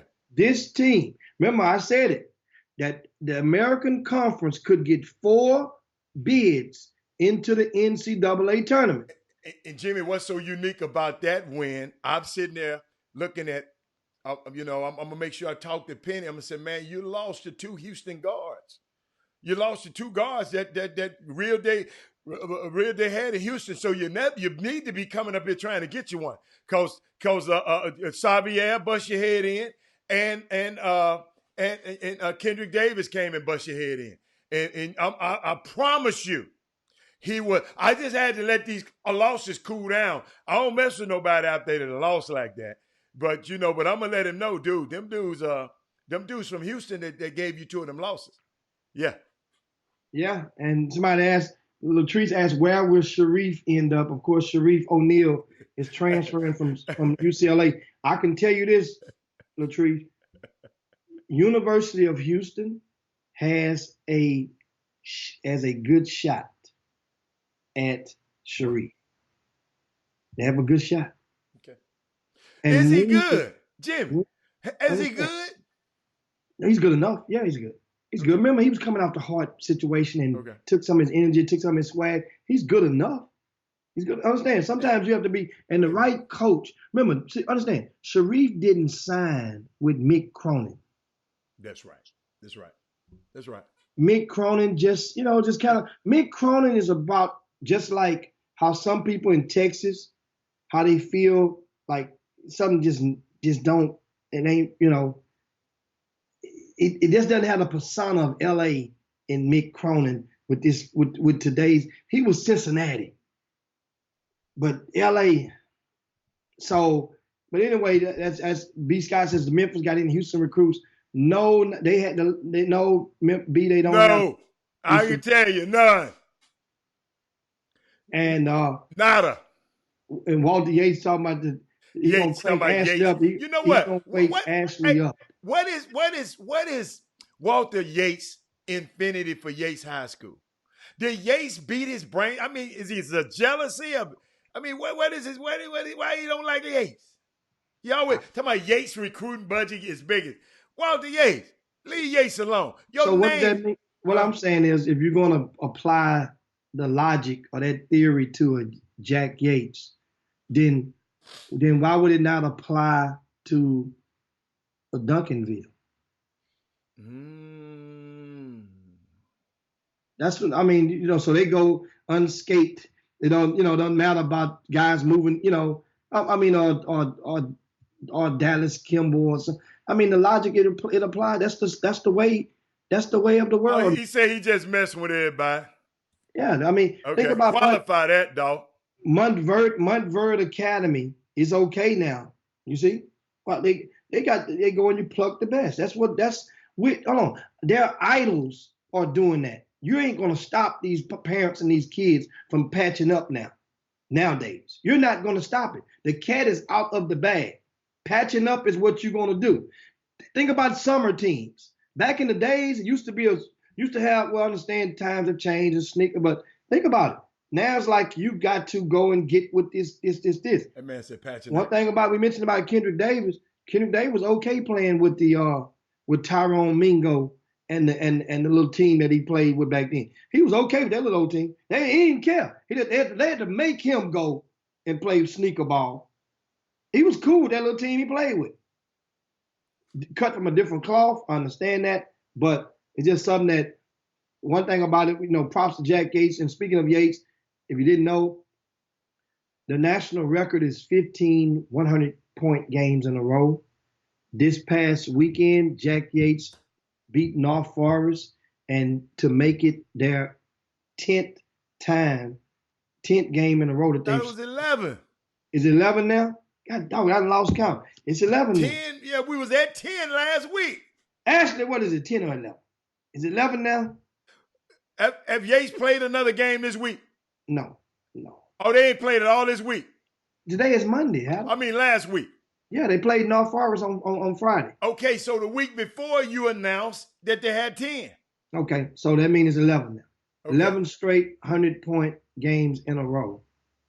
And Yates are closing in on the national record. Of 16.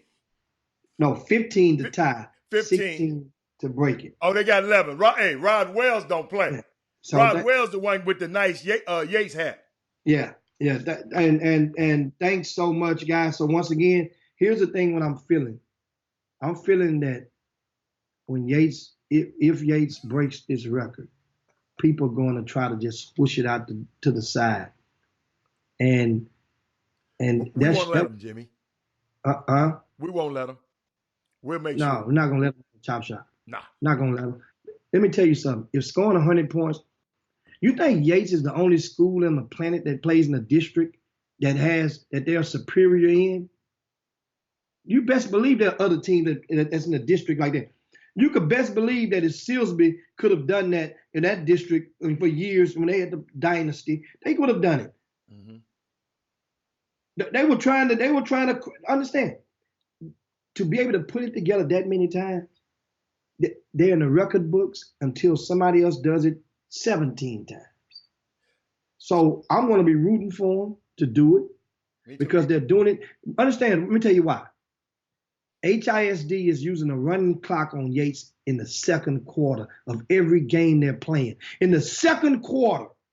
Just one quarter? Second quarter. Just one quarter? No, all the way the rest of the game. It started in the second quarter and keep running. And they're running it all the way on through. So that means these guys are putting up these points with a running clock. which is against the rules of the National Federation of High Schools. Both coaches. So why they doing Yates like that? They don't want the embarrassment. Okay. But and so what they're doing is Yates. So Yates is pushing through and trying to. It's forcing Yates to. It's not forcing them. As a counter, they're playing and they'll continue to trap. Because they're saying, well, we can't get the proper run if you're running the clock. Meaning the substitution, sub patterns, he want to be able to get guys ready to get. You can't. So that means now, if you stop the clock, well, I'm not down for them stop. I'm not down for them run or just stopping it all the way through. But at least say, if you got maybe 50 points. 50. You remember that Yates beat the team by 120, 130 points back in 2010. That's embarrassing. But if you say, okay, we'll let it run and we get to 50, now that means if you're Yates and you're trying to do this the right, you want to still finagle with the rules, and guess what you do? You just go and keep it at 40 and let them score a layup. Never get to 50. But when it's running, now you see coaches like Greg Wise probably calling more timeouts than he probably ever called in his life. No, Greg don't like calling timeouts. Oh, I got you. So they call timeout to stop the clock. So now you gotta look. It looks to the optics look like you're really trying to rub it in to the other team. But you on a record. You're about to try to break a record. You think these kids? We'll talk about that more, man. Yeah, we'll talk about that tomorrow. Yeah. I put it in our notes. Yates. All right. We can get out. You want to? Yeah, we talk about that definitely tomorrow. I come with you guys. I see you, Angel. We'll bring this topic back tomorrow. And also tomorrow, the coaches has agreed from the youth girls high school team, the Sci-Fair Elite who took the picture we showed with Kobe Bryant, those kids. That coach has reached out and is willing to share their experience up there in LA with Kobe Bryant in the Mamba tournament with us. And we're going to probably get them on tomorrow, Let's work that out, man. I put the picture back up. That's a beautiful picture. Yeah. So look for that on tomorrow on the Back Nine, guys. And that's it as we get ready to land the plane. Yeah, Mamba out, Jimmy. These young ladies from the Sci-Fair Elite. This team is based out of Houston, Texas. They were in LA this past weekend in Calabasas at the Mamba Academy where the tournament took place. Took this picture with Kobe Bryant on Saturday. And now as we toss on up out here, and Jimmy, before we end, I just one question. What classification is Crosby? Crosby is 5A. Somebody from the Houston Hornets say y'all better jump on the Crosby bandwagon while y'all can. It's filling up. So we'll talk about that this week. I want to know what he's talking about. I'm going to TMZ when we get off the show. I encourage you to watch the Q57 as I talked about Crosby on the television show this past weekend and gave them love. Oh, yeah. But sometimes just gotta pay attention now. Pay attention. Rick Brown said the pilot. Man, I can't wait to go watch TMZ, your favorite show, Jimmy. Your favorite news source said the pilot was too low and going in too fast. Remember, they were they were running late. Think about it. What did Kobe say? All right, dude. But Kobe, who knows? Somebody in that plane, in that helicopter might have said, man, come on, man, get us there. Hey, I can get you there. Homeboy, ain't nobody got that clout on that plane but Kobe to say that. He probably said, man, get us there, man. We running late already, man. Game starting in 30 minutes. Man, that's hey, Jimmy, that's the Mamba facility. They could have held it up. I could call you. You'll hold the game up for me. Not if you playing against me, I want that forfeit, brother. That's championship day. No. Jamie, if you run the gym, come on, man. You run the gym, I'm gonna call you. Hey, man, hold that thing up, man. Hey, hold up. Hey, my helicopter about to pull out up there to MI3 in that field over there. Hold everything down, big dog, till I get there. Fall fit. And don't forget, guys, we're in Houston. TSU is in action right now tonight. They're hosting Arkansas Pine Bluff. Prairie View is hosting Mississippi Valley State. Other SWAC games, Alabama State at Alcorn. Alabama A&M will be at Southern. And I think Grambling must have the bye this week. Tonight in the SWAC action. But they also TSU. Jimmy, when you gonna go support your school, man? I've been to 2 games in the past couple of weeks. Okay. Yeah, I've been while you winning, I'm down in first place. In the words of famous Chatterbox, man, who was on the show earlier, Gold Tigers. Anyway, guys, on behalf of Tyler, this Jimmy, it's time to land this plane, guys. Try to inject some positive energy in your hearts to be able to do better, make better, cherish these days. You never know when it's going to be your last. Make sure you also share the show with your friends in your timelines. That way, you can reminisce. You also can go back and watch the show whenever you want. Follow us on all social media platforms. Chop Shop HTX. That's it. Chop Shop HTX. Also, subscribe to our YouTube channel as well. But anyway, guys, it's time for me to get up out of here.